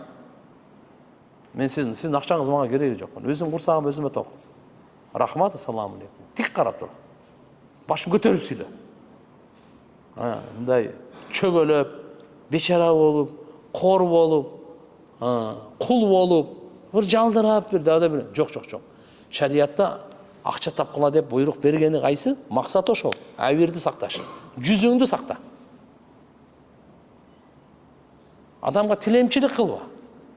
Колуң сунуп мага берип койчу, мага берип койчу. Тилемчилик кылба. Бирөөнүн акчасына андай кылып жок. Алхамдулилlah, Алла Таала бергенине каниет кылабыз. Иштешсек иштешебиз, карыз берип тур, проблема жок, карызыңы берем. Бирок мындай эмес да, тилемчилик болбойт. Тилемчиликтен адам өзүнүн әуерин сакташ үчүн ким кесипкөйлүк кылса, фисабилилlah, Аллахнын жолунда ошол. Каякта экен? Аллахнын жолунда деп эсептелет да. Ошон үчүн ар бир өзүбүздүн әуерибизди сакташыбыз керек. Тилемчилик вообще кылбашыбыз керек. Катыгандан жейин, бирок тилемчилик кылбайм мен. Жок. Ислам дини бар. Ошон үчүн ушу кылсаңыз, ушу пайгамбарыбыз айтат, фахуа фисабилилlah, Аллахнын жолунда ошол адам дейт. Өзүнүн әуерин сакташ үчүн, әуерин таза кармаш үчүн, намызын сакташ үчүн, намызын таза кармаш үчүн ким акча таап аракет кылса, ал Аллахнын жолунда ал. Аллахнын жолунда бул адам. Ва ин кана хаража яса ala абавай шейхайн кабирайн фахуа фи сабилилlah. Эгер ата-энеси карып калган, ошо ата-энемди багам деп мээнетке чыкса, ал дагы Аллахнын жолунда болот экен. Атасы карып калган, апасы карып калган, алар иштеп кетмен көтөрө албайт. Алар азыр карып калган алар. Шейхайн кабирайн, өтө карып калгандар. Ошолорду багам деп, Аллах мынакей мээнетке чыкса, ал каякта экен? Фи сабилилlah. Фи сабилилlah жөнөкөй сөз эмес бул. Аллахнын жолунда эсептелет экен. Ошол кыймыл аракеттин бардыгы Аллахнын жолунда сооп берилет. Баягы айткандай, эгер ушинтип атып ажали келип калса, Аллахнын жолунда кетти деген эсептелет. Мынакей пайгамбар саллаллаху алейхи вассалам кандай нерсе айтып берген бизге. Эми угуңуз. Ва ин кана хаража яс'a рияан ва муфахарatan fa huwa fi sabil shaytan. Ким риякөрлүк үчүн акча тапканга чыкса, кыйынсынган үчүн ал шайтандын жолунда дейт. Аллахнын жолунда эмес ал. Каякта экен? Ушунча байып кетип, үй салып, машина алып, эл мактасын, элге бир көрсөтүп коёюн, канча акчасы бар экен. Ал шайтандын жолунда дейт ал. Эгерде азыркы башында айтып келген, мынакей биринчиси жаш балдарын багыш үчүн, экинчиси өзүнүн әуерин сакташ үчүн, үчүнчүсү карыган ата-энесин багыш үчүн, эгерде мээнетке чыкса, талага кызмат кылганга, ошого аракет кылса, мына ушул фисабилилlah, Аллахнын жолунда болот. Раваху Табарани ва риджалуху риджалу сахих. Бул хадис Табараниде келет, сахих хадис бул. Демек эмне сабак алдык? Акча табайлы. Риякөр показуха үчүн эмес, понт үчүн эмес, кыйынсынып башкалардан өзүбүздү көтөрүш үчүн эмес, анда шайтандын жолунда болосуз. Мен машина алып буну көрүнүп коеюн, кичине той берип туруп, кичине кошуналарга көрүнүп коеюн, досторго көрүнүп коеюн. Акча таап келди бечара. Мигрант болуп тияк-бияк. 2 күндө бир той менен жок кылдым. Elге көрсөтүш үчүн, мактаныш үчүн. Ал фисабили шайтан, шайтандын жолунда деп атат мына кен. Показуха бизде динибизде ал жок нерсе туган. Ал арам нерсе. Ошон үчүн кылсак Алла үчүн кылабыз. Элге жагынайын, элге көрсөтөйүн, элге кыйынсынайын, элдер мени бааласын, мени тан берсин, мен келатканда тура калсын. Ал үчүн эмес да. Алла разы болсун болду мынакей мени. Жаш балдарыңыз бакканга дагы сооп экен, өзүңүздүн жаныңызды бакканга дагы сооп экен, карыган ата энеңизди бакканга дагы сооп экен. Жөнөкөй эле эмес, фисабилилла, Алланын жолунда, тигичи шайтандын жолунда. Саад ибн Аби Вакас разияллаху анху риваят, пайгамбар саллаллаху алейхи ва саллям айтат: "Ва иннака лан тунфиқа нафақатан табтағи биха ваджхаллах, илля уджирта алейха хатта ма тадж'ала фи имраатик." Равахул Бухари. Саад ибн Аби Вакас, Саад деген сахаба болгон, разияллаху анху. Пайгамбар ошого айткан: "Эй Саад деген, сен де кандай гана нафака сарптаба, Алланын разычылыгын издеп, ошого сөз сооп берет dedi.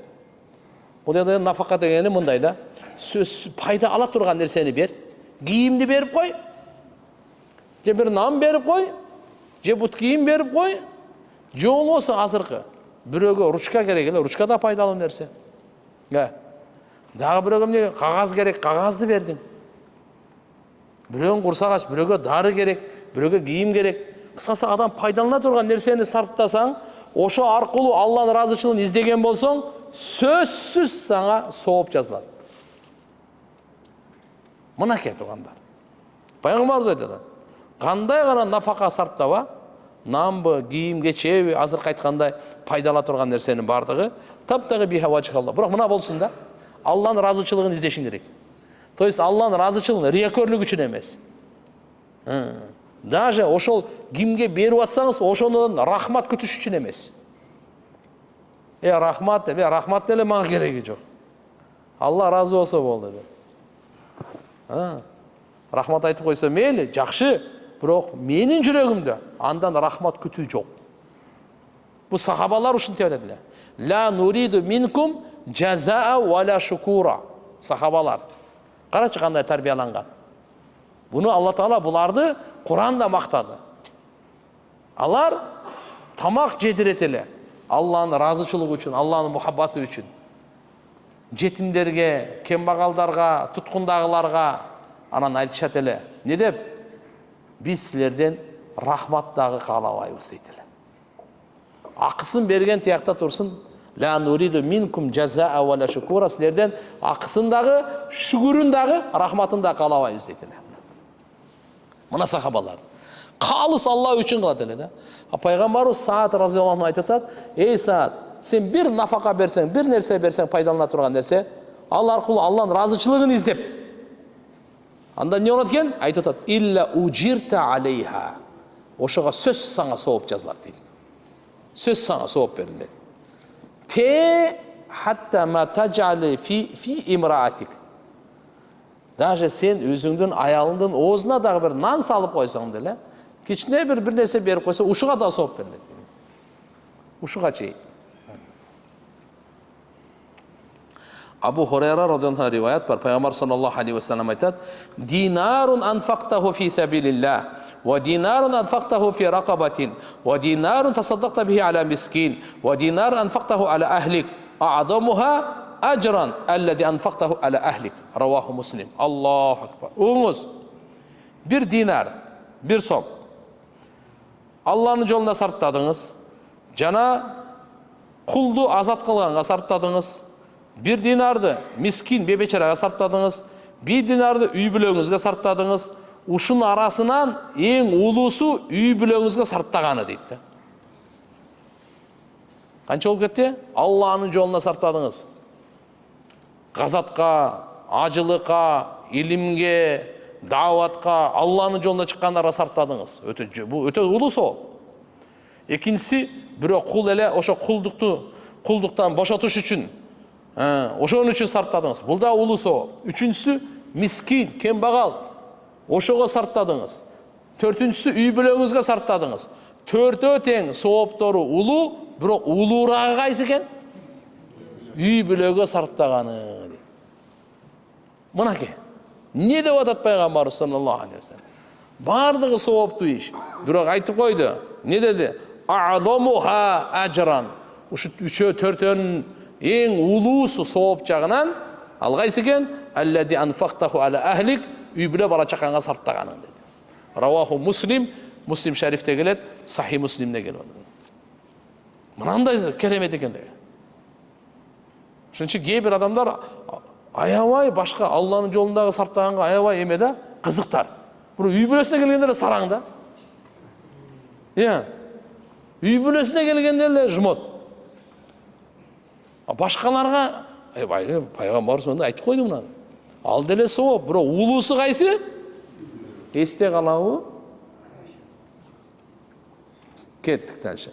Саубан радиаллаху анху риwayat. Пайгамбарыбыз саллаллаху алейхи ва саллям айтат: "Афдалу динарин юнфикуху ар-раджул динарун юнфикуху ала иялихи, ва динарун юнфикуху ала даббатихи, ва динарун юнфикуху ала асхабихи фи сабилилlah." Qala Abu Qalaba bada bil iyal, thumma qala Abu Qalaba: "Wa ayyu rajulin a'zama ajran min rajulin yunfiqu ala iyalihi sigarin yu'afihumullahu ay yanfa'uhumullah bihi wa yughnihim." Раваху Муслим. Имам Муслим риwayat алып келип атат. Саубан разияллаху анхудан. Пайгамбар саллаллаху алейхи ва саллям айтып атат тугандар. Адам баласы сарптаган акчасын үй бүлөсүнө эң абзел динар акча ушу экен да. Эң абзели. Ушудан баштады. Андан кийин улоосуна, андан кийин шериктерине. Демек, улоого сарптаган дагы машалла буга дагы бул дагы садакан соогун аласың.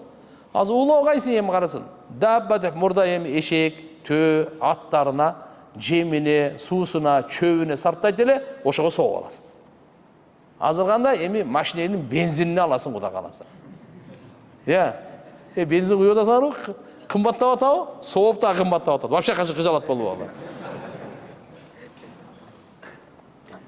Айтат намлая бензин кымбаттап кетти.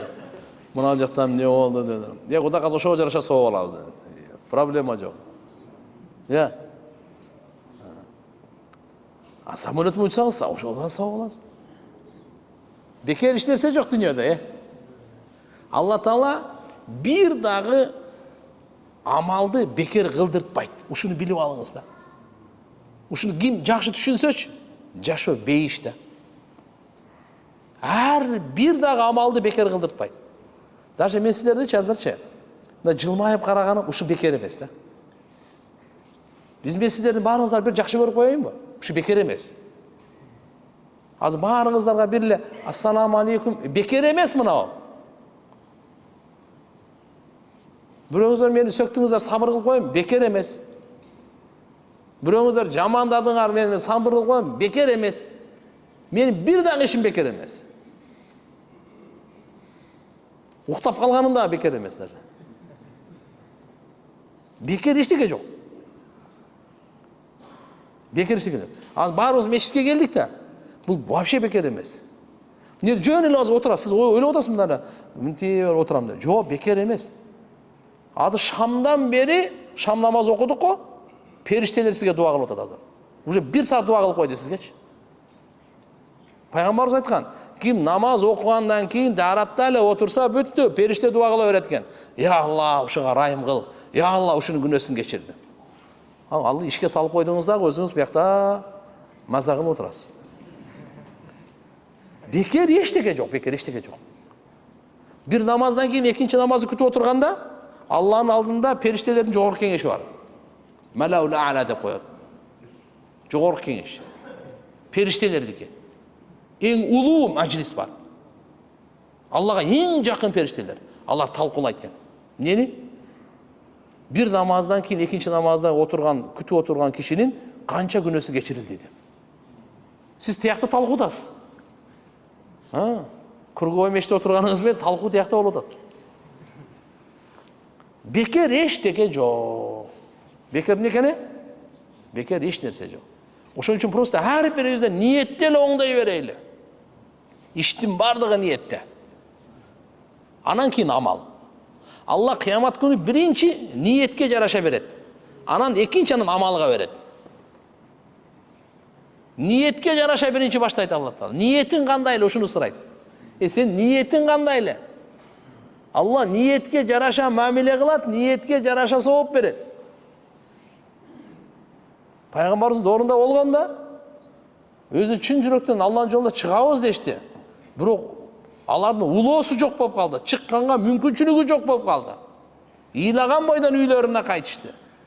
Пайгамбарыбыз саллаллаху алейхи ва саллям газатка чыгып барып келгенден кийин айтты. Мыналардын баардыгы соопто биз менен шериктеш деди го. Биз канча кыйналып таап келсек, мыналар соопто шериктеш. Эмне үчүн? Булар ниети туура эле да. Ошон үчүн ниетте сараң болбойлу. Ниетте аябай кең кылайлы. Жакшы ниет кылайлы. Чоң ниет кылайлы. Көп ниет кылайлы. Мешитке келатканда эле 5-6 ниет кылып койсок болот. Айтып берейинби? Жамаат менен намаз окуйбуз 1. Мусулмандарды зиярат кылам 2. Илимге отурам 3. Шамдан кийин куптанга чейин күтөм 4. Мусулмандарга рахат жеткирем 5. Айнана.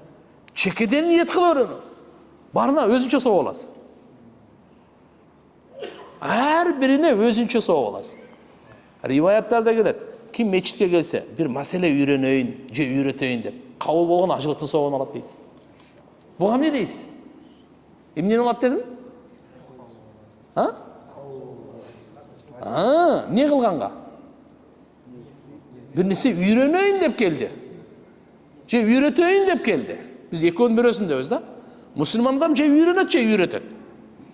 Мусулман адам ал үчүнчүсү эмес да ал. Же үйрөнөт, же үйрөтөт. Билбесе үйрөнөт, билсе үйрөтөт, жашоо ушу менен да. Өлгөнгө чейин. Ажылыктын соогун ала бересиң. Пайгамбар саллаллаху алейхи ва саллям айтат, ким үйүнөн эле дарат алып туруп мечитке карай жөнөсө, ихрам байлап алып ажылык айтып аткандай соо алат дейт.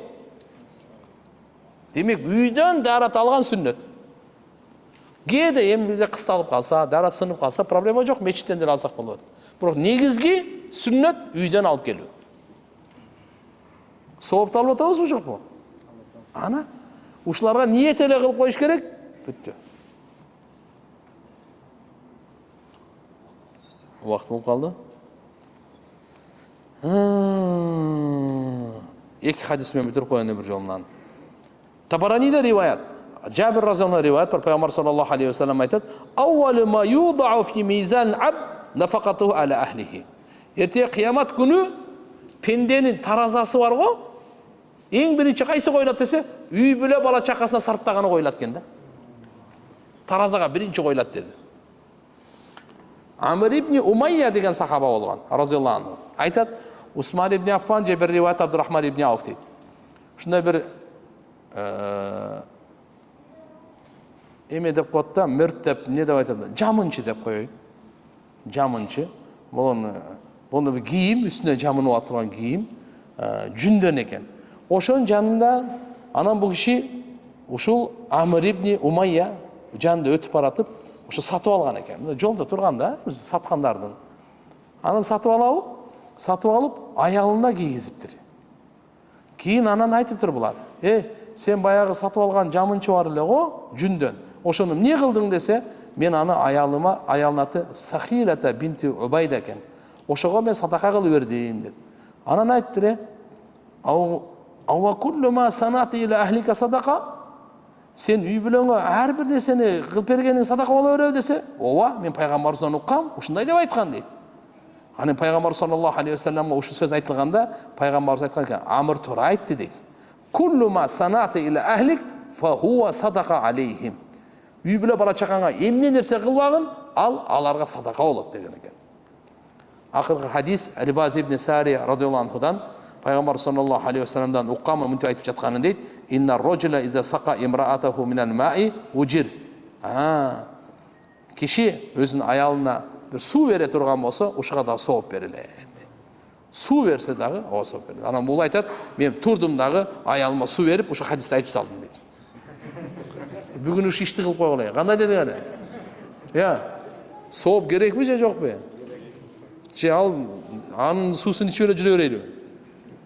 Алла разы болсун баарыңыздардан.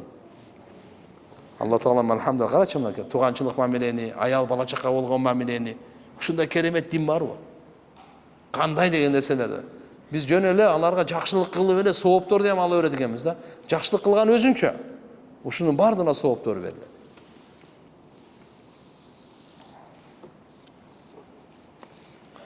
Бисмилlah. Мен аял кишимин күндүз үй жумуштарын кылып жүрүп, өзүм ар нерселерди сүйлөй берем. Анын ордуна зикир айтканга аракет кылсам да алаксып кетем. Кантип бул адаттан арылсам болот? Акырындык менен болот. Адам тилин зикирге көндүрсүн. Тилдичи зикирге көндүрүп алгандан кийин, Алла адаттандырып алсакчы, бул сыпатка айланат. Сыпатка келгенден кийин ал сизден вообще ажырабайт. Биринчи башында тилди зикирге көндүргөнгө кичине кыйынчылык болот. Шайтан оң жака сол жака тартып кете берет. Бирок кайра сиз субханаллахны баштай бериң. Алхамдулилlah, ла илаха иллаллах, Аллаху акбар. Я Аллах, Аллахум иннака афун тухиббул афа афани, я Карим, я Аллах. Зикирде мындай да. Алла Тааланын атын атагандачы, бул зикирге да кирет, чакырууга да кирет. Я Рахман дедиңиз, бул зикир дагы. Бул чакыруу дагы. Түшүнөсүзбү? Я Раззак дедиңиз. Бул зикир дагы, чакырык дагы. Ошон үчүн иншалла ал тилди биз баарыбыз улуу мына 4 зикирге субханаллах, алхамдулилlah, ла илаха иллаллах, Аллаху акбар. Ушуга көндүрөйлү. Көндүрөйлү. Бул көнүп калса тилден сөккөн, алдаган, ушактаган, балекет ыпласымдар чыкпай да калып калат. Аларга убакыт жок. Алар убакыт жок. Ушуга көндүргөнгө. Башынан эми кичине кыйналасыз, бирок кийин келип калгандан кийин адаттан кийин сыпат болот, сыпаттан кийин ажырабайт. Мен кыз баласымын, быйыл 9-класста бүтөм. Эми 9-класстан кийин медресеге тапшырып илим жолуна кеткеним жакшыбы? Же 11-класты бүтүп кесип менен Кур'ан илимин чогуу алып кеткеним жакшыбы? 9 бүтүп барганыңыз жакшы? Мени балдар себепсиз сабап кетишкен. Заявление жазып милиция аларды тапты. Даруланын чыгымын төлөп беребиз дешкен. Бирок жумадан кийин арызымды алып, аларды Алла үчүн кечирдим. Бирок даруланын чыгымын толук төлөшкөн жок. Досторум заявление жазып туура эмес кылдың деп жатышат. Менин кылганым туура болду дейт. Эми мындай, тигилерге кечирим сурап келген болсо, кылган ишине өкүнгөн болсо, сиздин чыгымыңызды төлөгөн болсо, кечирип койгон жакшы. Эгерде кээде ушундай болуп калат, тигилер текеберленип, дагы эле мурунку жаман адатында боло турган болсо, аларды кечирбей, конкретно жазасын бериш керек анда. Себеп дегенде ошо азыр эртең дагы бирөөнү токмоктоп кетпесин. Буну эч ким эч нерсе кылбайт экен деп, качан жазасын ала турган болсо, аны эсине келип, анан мен мына ишти токтотушум керек экен деп. Тоба кылып пушайман болсо, анда другое дело. Дагы эле текеберленип жүргөн болсо, нет, башкаларга зулумдук кылып койбосун. Ошо бул жерде кайра неме кылыш керек. Укук коргоо органы бар. Жумуш таппай жүрүп, бир жумушка кирсем, ал жерде арактын кутуларын чыгарышат экен. Ошол жерде иштесем болобу? Жок, иштебей эле коюңуз алар. Кудайга шүгүр, Кыргызстанда азыр андан башка толтура жакшы иштер бар. Мен 63 жаштамын. Кээде фарыз намазын зам сүрө окулбай турган жерде жаңылыштык менен зам сүрө окуп алам. Намазым бузулабы же кайра окушум керекпи? Жок, бузулбайт намаз. Бирок албетте, мисалы фарыз намаздарда 3-4 рекетте зам сүрөнү окубаш керек. Пайгамбарыбыз кандай кылган болсо, ошондой кылган аракет кылыш керек. Кээде адашып окуп алсаңыз, эми сиз жаңылыш менен болуп калса, мейлиби, намаз бузулбайт. Жок, кайра кайтарып окугандар кереги жок. Бисмилlah айтып алса деле ошондой. Өзү мынандай да, нафил намаздардын ар бир рекетинде фарыз зам сүрө окулунат. Сүннөттөрдө, витр важиптерде, бирок фарыздарда 1-2 рекетте гана зам сүрө кошулат. 3-4 рекеттерде зам сүрө кошпой окуйбуз. Фатиханы эле окуйбуз, бүттү. Бишкекке кызымдыкына конокко келдим. 21-ине чейин турам. Намазды касыр окуймунбу же толук окуймунбу? Түшүндүрүп бериңиз. Касыр боюнча мындай туугандар. Баарыңыз да билип коюңуз, ар кандай цифра болуп калышы мүмкүн. Мурунку сабакта берилди, кийинки сабакта мен билбейм. 15 күндү эстеп алыңыз. Унутпаңыз. Айдын жарымы. Биз Ханафи мазхабта 15 күн бир жерге барганда тура турган ниетиңиз болсо, автоматически толук окуйсуз. Мына жерде балыкчыга бардыңыз, чолпон атага бардыңыз. 15 күн турасызбы же турбайсызбы? Ошону 15 күн чечет да. 15 күнгө чейин десе, анда касыр окуй бересиз. 15 күн нары десеңиз, анда барар замат толук окуйсуз. Түшүнүктүү болдубу? Кайсыны эстеп коюш керек экен? 15 күн, любой жерде. Ошко барып калдыңыз, Таласка барып калдыңыз, Алматага, Москвага, Меккеге, кайерге барбаңыз, барган жериңизде 15 күн турасызбы же турбайсызбы? Жок, күнөө болот бизде. Толук окубайбыз, кыскартып окуш керек болот. Толук окуп койсо туугандар, биздечи болбой калат. Себеп Алла Таала уруксат берип, жеңилдик берип атса, ошону кабыл албай, мен өзүм билем дегендей болуп калат да. Ошон үчүн Алла жеңилдигин кабыл алыш керек. Макулбу? Окула берет. Мен арабча окуй албайм. Телефондон транскрипция менен окуй берсем болот. Бирок азыр алхамдулилла Алла Таала мүмкүнчүлүк берди. Арабча эч кандай кыйын эмес. 28 эле тамгасы бар. Үйрөнүп алыңыз дагы, ошо менен окуңуз. Себеп дегенде с деген тамгадан 3-өө бар. Зыдан бир 4-өө бар. Ар кандай окуп кетет да чыкканы. Х деп кой бирле х деп эле жазылганы менен кээде ал жоон окулат, кээде ничке окулат, кээде дем чыккандай окулат. 3-өө бар. Ошого окшогонго, ошон үчүн сөзсүз тамга менен чыгарганга аракет кылыш керек да. Апам зодиак, таро жана ушуга окшогон нерселерди уга берет. Токтот десем болбойт. Бул боюнча эскертүү берип коюңузчу. Жок, мына ал эми азыркы мурунку зодиак, дагы эмне? Мына жылдыз гороскоп немелер мененчи, туугандар, бул болбойт бул. Бул Алла Тааланын тагдырына каршы келип калат. Албетте, мындай кандай десем, болжолдуу нерсеге карап койсо ал проблема жок. Бирок ошого ишенген ал болбойт. Мисалы, аба ырайы боюнча эртеге жамгыр жаайт, мынча болот, тигинче болот деп, азыр мисалы заманбап технология өнүктү депчи. Хорошо, болжолду ошого карап туруп, мындай болушу мүмкүн десек болот. Мүмкүн депчи, жамгыр жаашы мүмкүн. Орустарда жакшы сөз айткан, прогноз деген сөздү кошкон. Погодага эмнеден кошкон? Прогноз деген кандай? Божомол. Ал точный эмес, эми. Молодец, ошондой кылып айтыш керек да өзү, Орустар ушул жерде молодец. Ошон үчүн мындай болжолду, божомолдоп ушундай айтса проблема жок, тахминан депчи. Анан кескин түрдө ал эми эртеге Кудай билет, кимдин тагдырында жашоо бар, жок. Качан жамгыр жайт, жааса, качан жайт, каерде жабайт, каерге түшөт, каерге түшпөйт. Анын баарын Алла чечет дейт. Кудум ушундай азыркындай эле мындай гороскоп, зодиакага ишенген болбойт ал. Болбойт ал. Андай эме айтыш мүмкүн да, жылдыздын кубулуштарына карап, мындай болот экен, тигиндей болот экен депчи, ошого тагдырынды байлап алып, ошого ишенген, ширкке алып барып коет. Кудай сактасын. Жашым 27-де, бойдокмун, турмуштан чыгып ажырашкан, баласы жок. Кызга үйлөнөйүн десем, атам каршы болуп жатат. Ата-энемдин макулдугусуз үйлөнсөм болобу? Жок, ата-энеңиз менен кеңешиңиз. Ата-энеңиз сизге жакшы каалайт, жакшы нерсени билет. Үйлөнөйүн деген кыз никесиз төрөлгөн экен. Ага үйлөнсөм кийин өкүнүп калбаймынбы? Эми карап көрүңүз, эгерде ал таква мүнөзү жакшы болсо, ата-эне менен кеңешип үйлөнсөңүз болот. Мындай нике зынага алып барып калбайбы дейт. Эми Алла билет келечекти. Сол кол менен тамак жасаса арам болобу? Жок, арам болбойт. Сол кол менен тамак жасай берсе болот, а сол кол менен жесе болбойт. Чудасызбы? Жеген бөлөк, нан кескен бөлөк, нан жеген бөлөк да. Эт кескен бөлөк, этти жеген бөлөк.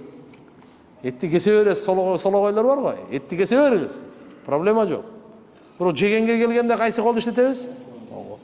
Ыңгайсыз болсо да эптеп оң колду үйрөтүңүз.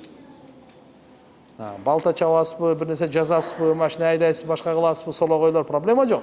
Бирок оозга алып келгенде ушул жер токтоп турсун дагы, оң кол иштесин да. Ошол жер оозга салганда. Тамак жасаса арам парамы жок ал. Жакшы болбойт, макруh болот. Ырым-жырым кармангандар ширкке киреби? Мен кош бойлуумун. Ырымдатып көтөртүп койсом болот дегендер көп болуп жатат. Эчтеке эмес. Ырым-жырым деген мындай да эми. Мурдатан энелерибиз эмдеп келген. Бирок ушулар гана бир нерсени союп, бир жака көмүп, ага окшогон болбойт ал. Жөн эле эмдеп, мисалы ыйлаган баланы ылдый өдө кылып жакшынакай таптап эмдеп коет. Ар кандай эмдегендин түрлөрү бар. Кээ бир энелерге Алла Таала ушундай касиет берип койгон, колдоруна кээде баланы машалла көтөрүп коет, жөндөн чалкалай бергендерди түздөп коет. Мисалы да Алла Таала алхамдулилlah мындай элдик өзүнчө касиет берген да. Кандай эле мисалы доктурга деле барып азма шифа таап атпайбы? Ошондой народный мындай медицинада дагы ушундай энелерибиз мурдатан эмдеп келген.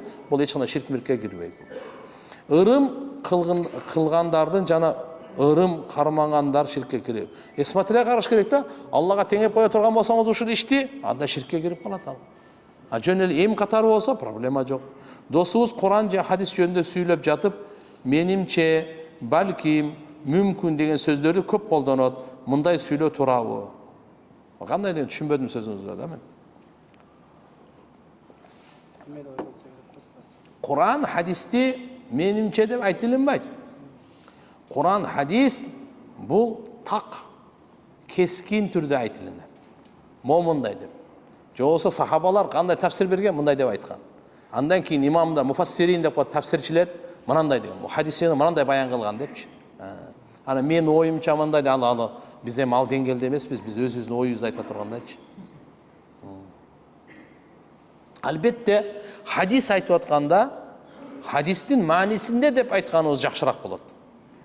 Точно өзүңүз билбегенден кийин кээде аз-маз тамгаларданчы өзгөрүп кетиши мүмкүн. Көпчүлүктүн ордуна мындай множественный числого единственный число кылып коюшуңуз мүмкүн. Өткөн чакка келер чак болуп калышы мүмкүн. Же болбосо анчамча сөз калып кетип, анчамча сөз кичине кошулуп калышы мүмкүн. Ошончо хадисти толук айтып атканыңызда дагы хадистин маанисинде деп койсоңуз, иншалла бул жеңилдик бар да. Бир тууган атам өзүнүн кызына арам иш кылып жүргөнү билинип калды. Азыр атам менен сүйлөшпөй калганбыз. Ата разы болмойын, Алла разы болбойт деген сөз бар го. Бул учурда эмне кылыш керек? Аузу биллахи минаш шайтанир ражим. Ата разы болмоюнча Алла разы болбойт деген, ол ата кичине иманы болсун да. Азыркындай шайтан болбосун да. Ошондой го ал бардыгына эле эмес ал. Ошон үчүн тууган үйдө имандын чөйрөсүн курайлы. Намаз, уяттын чөйрөсүн курайлы. Ар бирибиз ушуга аракет кылайлы.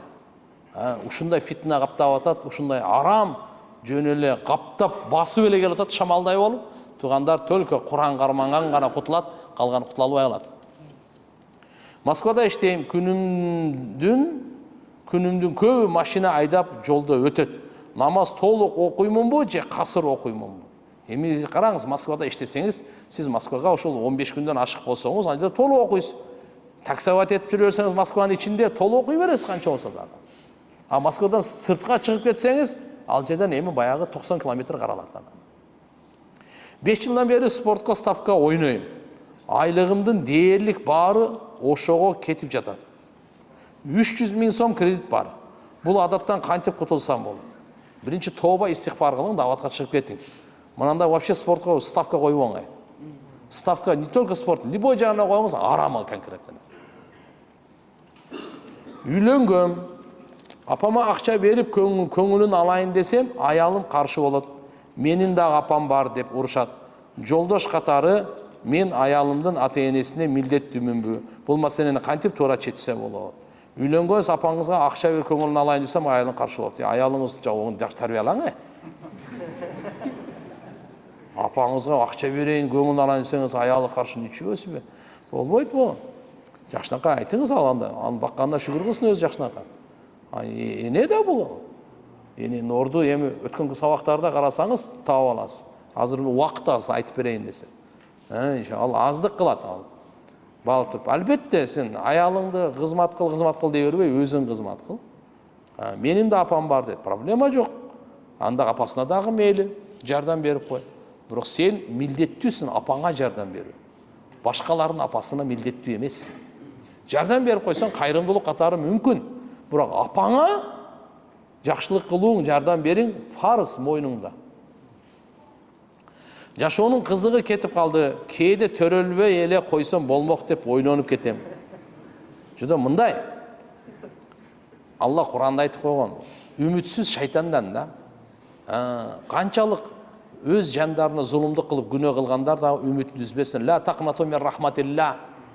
Алланың райымынан ешқашан үмітін үзбегіле деген. Ешқашан үмітіңізді үзбегіле деген. Қандай ор болып кетсін? Сабыр қылыңыз. Динді таңдаңыз. Болды. Іштің бары бүтеді. Ушыға келмейінше қинала бересіз. Күйеуім мен бойында бар кезде 3 балам менен 3 талақ беріп, 19 жаштағы қызға үйленіп кеткен. Аллахтың алдында мұның жауапкершілігі болуы. Әлбетте болады. Бақпай қойса, зұлымдық қылған болса, конечно, сөзсіз болады. 5 балам бар. 4-ті бірінші күйеуімден, 1-і азырқы жолдашымдан, азырқы жолдашымдан 2-ші аялымын дейді. Чоң оğlum 25 жашта, менің жолдашымдың 52 жашта мамилесі жақсы емес. Жолдошым ұлың үйде жашаса, мен кетем деп жатады. Мындай учурда эмне кылыш керек? Иманға мейнет кылыш керек. Жақсы амалды, жақсы мүнөздү үйгө алып келиш керек. Ана маселе чечилет. Ол болсо мына окшогон нерсе токтобойт. Жума намазында мечиттин тосмосунун сыртында туруп, имамга ээрчип намаз окуса болобу. Эгерде толук болуп, бизде иттисал деп коет. Иттисал деген мындай. Биякта жума окуп атабыз да. Анам жерде аралык тагы мечиттин ичинде жайлар бар. Сиз ар жака туруп алып эле өрүктүн жанында намаз окуп болбой калат ал. Аралык байланып туруш керек. Биригип туруш керек да. Бул жак менен сап-сап менен кетиш керек да. Болбосо болбойт. Аялдарга садаканы көп берүү сунушталат. Мен иштебейм, күйөөм берген акчаны үй бүлөгө жеткирип колдоном. Мындай учурда садаканы кантип берсем болот? Күйөөңүздүн алып келгенин туура иштетсеңиз, ушу садаканы сол. Үйленейин деген кыз менин атамдын эжесинин небереси болуп калат. Үйленейин деген кыз менин атамдын эжесинин небереси болуп калат.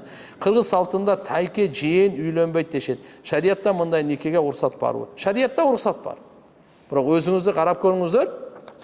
Биздин урп адатыбызда көбүнчө узагырактан ал, 7 ата, 3 ата, ар кандайлар неме сөздөр кептер бар. Мындай да мурда да козголгон эсиңиздерде барбы? Африкадан алып келе дебедим беле? Тамашачынга го, бирок шарият боюнча эч кандай немесе арамдыгы жок. Албетте иншалла биз урп адат каада салтыбыз боюнча жакындарга эмес узагырактарга үйлөнөт. Так, турмушка чыкканыма 8 ай болду. Кийин жолдошумдун үй бүлөсү башка динге тиешелүү экенин билдим.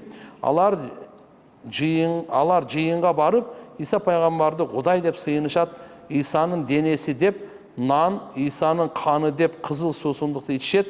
Мен намаз окуганда оюм бөлүнүп, суроолор келе берет. Намазымды токтотуп, кайра баштоого туура келет. Мындай учурда эмне кылышым керек? Аларга мамилени бузбайлы коюң, бирок аларга мындай жыйынына барбаң. Мындай ширк жыйындарга барбаң. Өзүңүз дагы Кудай сактасын, шайтан азгырып кетпесин. Алла Тааладан бекем иман сураңыз. Убакыт барбы жокпу? 2 минут бар. Апке мына суроолорду окуй берейин. Саждага жыгылганда эки бутун көтөрүлсө намаз бузулабы? Саждага жыгылганда эки бут өзү манжалары кыблага кайрып туруш керек. Эгерде бул эки буту жерден көтөрүлүп калса, бир тасбих Субхана Роббиял Алага чейин дагы көтөрүп турат. Намаз бузулуп калат анда. Анан жөн эле кете көтөрүп, кете адаты болгон, анча адаты бар. Коюп көтөрүлө берет да мындайчы. Андай бузулбайт. Албетте макрусу бар агачы. Эгер эки бутун көтөргөн өзүмүз шылдындаган максатында болсо, өлдөн намаз бузулат да. Акылбы? Ассаламу алейкум, кечиресиз устаз, аруак барбы? Аруак сезеби тирүүнүн кылган ишин? Аруак барбы элемде? Аруах деген жандар деген сөз. Рух дегендин көпчүлүк түрү аруах. Кыргыздар аруактар деп коебуз. Жеме рухтар деген сөз да. Рухтар бар. Сезет, бардыгын билет. Өзүңүздү айтыңчы, Бишкекте Кытай көбөйгөн, биздин кыздарга үйлөнсө мамлекет кыргыз жарандыгын берип жатат. Роддомдордо ар 3-чү бала Кытай төрөлүп жатат. Биздин кыздар суррогатный мать болушууда. Мен мамлекетимди жана аялдарыбызды кызганам. Аргасыз суроо бердим дейт. Такташ керек, аныкташ керек мына. Албетте тугандар мындай, мейли ушунча суроо берип калдыңыз, мен жооп берип коеюн. Биз бүгүн бүткүл глобалдуу ааламдашуу менен мамлекетте жашап атабыз. өзүнчө бир токойдай эмеспиз. Ошон үчүн биз азыр Кудайга шүгүр эч кимдин көзүнө жашыруун эмес. Көз эле бар киши көрүп атат мамлекетибиздин өнүккөнүн, өнүгүп атканын. Макулу, буну жакшынакай таан алыш керек. Жөн эле кыйшык көз болбош керек. Буну таан алыш керек. Экинчиден, четтен келген адамдарды туура иштете билишибиз керек. Кичине убактыңыздарды алам. Четтен келген мейли Кытайдан болобу, Бангладештен болобу, Пакистандан болобу, дагы Өзбекстандан чыгып келип атат бизге. Эми көпчүлүк мисалы иштеп аткандарды карап туруп. Туугандар, булар дагы адамдар. Биз өзүбүздүн маданияттуулугубузду көрсөтүп, кыйындыгыбызды көрсөтүп, туура иштетип, жакшынакай үйүнө кетирип коюш керек. 3 жылга келдиңби? 3 жыл иште, ассаламу алейкум бол. Кытайда мисалы келдиби? Жакшы иштетип, көзөмөл конкретте, бирок гражданство бербеш керек. Менин жеке оюм. Да эртеге бир саясат кылып неме кылбагыла. Саудия Аравияна мы постоянно Мекке, Мединага барып жүрөбүз, Туугандар, азыр канчалары мен билем, баласы эмес, небереси да ошол жакта туулуп чоңойсо да гражданство бербейт. $1,000,000 эмес, $10 миллион берсең да гражданство сата албайсың. Бир гана кимге гражданство берет алар? Саудиялыктар эмес. Эгерде мамлекетке өтө бир жакшы салым кошсо, илим өнүгүү жагынан, түшүнөсүзбү? Өтө бир жакшы салым кошсо, атай комиссия болот. Ошону карап туруп ушуга берелиби? Мына ушуга берелиби? Ал бир кореец болобу, американец болобу, японец болобу, китаец болобу, кимиси болобу, Кыргызстанга күйгөн, Кыргызстанга өтө чоң салым кошкон болсо, ошо комиссия аркылуу анан 1-2 адамга ошо окшогонго бир гражданство берсе, машаалла дейсиң. Жөн эле келип алып ана гражданство алып. Бул Кудайдан ошону гражданство бере турган комиссиядагы алхамдулилла кыргыздын патриоттору деп ойлойм. Эми арасында баары эле аппак эмес, бирок ошондойлорго кичине эскертип айтып коет элем. Туугандар, Кыргызстанга, кыргыз элине кыянат кылбаш керек. Кыянат кылбаш керек. Жөндөн жөн албетте иштесин. Ошондой эле иштеп атат. Договор менен иштеди, так. Биз Кыргызстанды башкача мамлекет курушубуз керек. Аягына чейин сүйлөй туруп, перебивать этпей туруң, Бүт элек мен. Аз айта турган сөз унутуп калдым да. Адеп сактап туруш керек. Азыр кара, мен да бир нерсени айтайын деп турмун, эстен чыгардыңыз да. Кудай кааласа, любой сурооңузга жооп беребиз. Бирок кичине сабыр кылып, адеп менен сактап турула, сөз сураганда бергенде да үйрөнгүлө. Инна лиллахи Аллахумма салли ала сайидина Мухаммад. Мен айтып турмун, ладно. Гражданство боюнча ушундай. Ошон үчүн мына мигранттар дагы машалла келип, Кыргызстанга келип куруп атат, иштеп атат. Кудайга шүгүр. Мына Дубайды мен дайыма мисал келтирип коем. Ошону арабтар курган жок. Курдуртту. Кыргыз да биз ушундай болойлу, курдуртайлы Кыргызстанды. Өзүбүз эгерде күчүбүз жетпесе, кургубуз келбесе, Кудайга шүгүр, Алла берип атат бизге, Керекпи? Курдутуп, ассаламу алейкум деп, анан акырын кетире беребиз. Бияктан бизге калат. Биз мисалы ушундай бир гостиница курулуп атса, же ушундай мына стадион курулуп атса, ушундай имараттар курулуп атса, алар алып кеткенге курбаса керек, алып кеткенге куруп атабы? Алып кете албаса керек. Куруп бүттү, кызмат кылды, кара жумушту кылдыбы? Ассаламу алейкум кетти. Бул деген биз өнүгүп атканыбызды билинип атат. Бул деген алхамдулилла ошо биз башкаларга кызмат берип, иштете ала турган деңгээлге жетип калыппыз. Бурда мисалы Россия ушундай кылып атты эле, Европа качантан бери кылып атты эле. Азыр бизге келип иштеп, машаалла дебейлиби кайра? Кудайга шүгүр дебейлиби бугачы?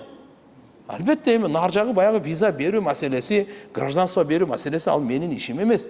Мамлекеттен иншалла аларга биз дуа кылабыз, аларга учур келгенде сөзүбүздү да жеткирип айтабыз.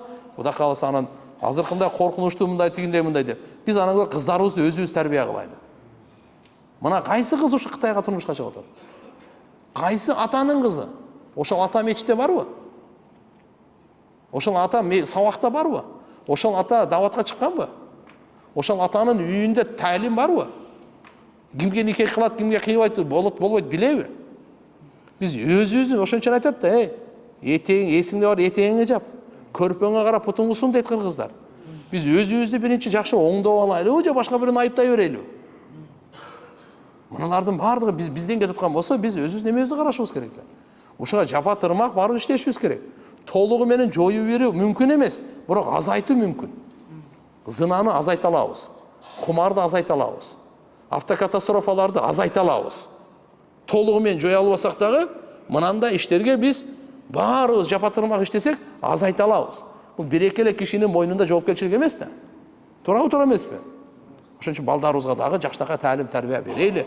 Алар мусулманга турмушка чыксын. Мусулмандан алсын. Таза жашасын, ата-эненин ак батасы менен. Качан болот? Качан биз иманды түшүнсөк, динди түшүнсөк, анан динди түшүнгөнгө, динге келип окусак, Алланын жолунда чыксак, анан бир маселе болот да. Убакытта көп өткөтпөсүн. Мына суроолорду кийинкиге эле калтырайлы. Намаз окуп калдыбы? Амин. Субханакаллахумма бихамдик.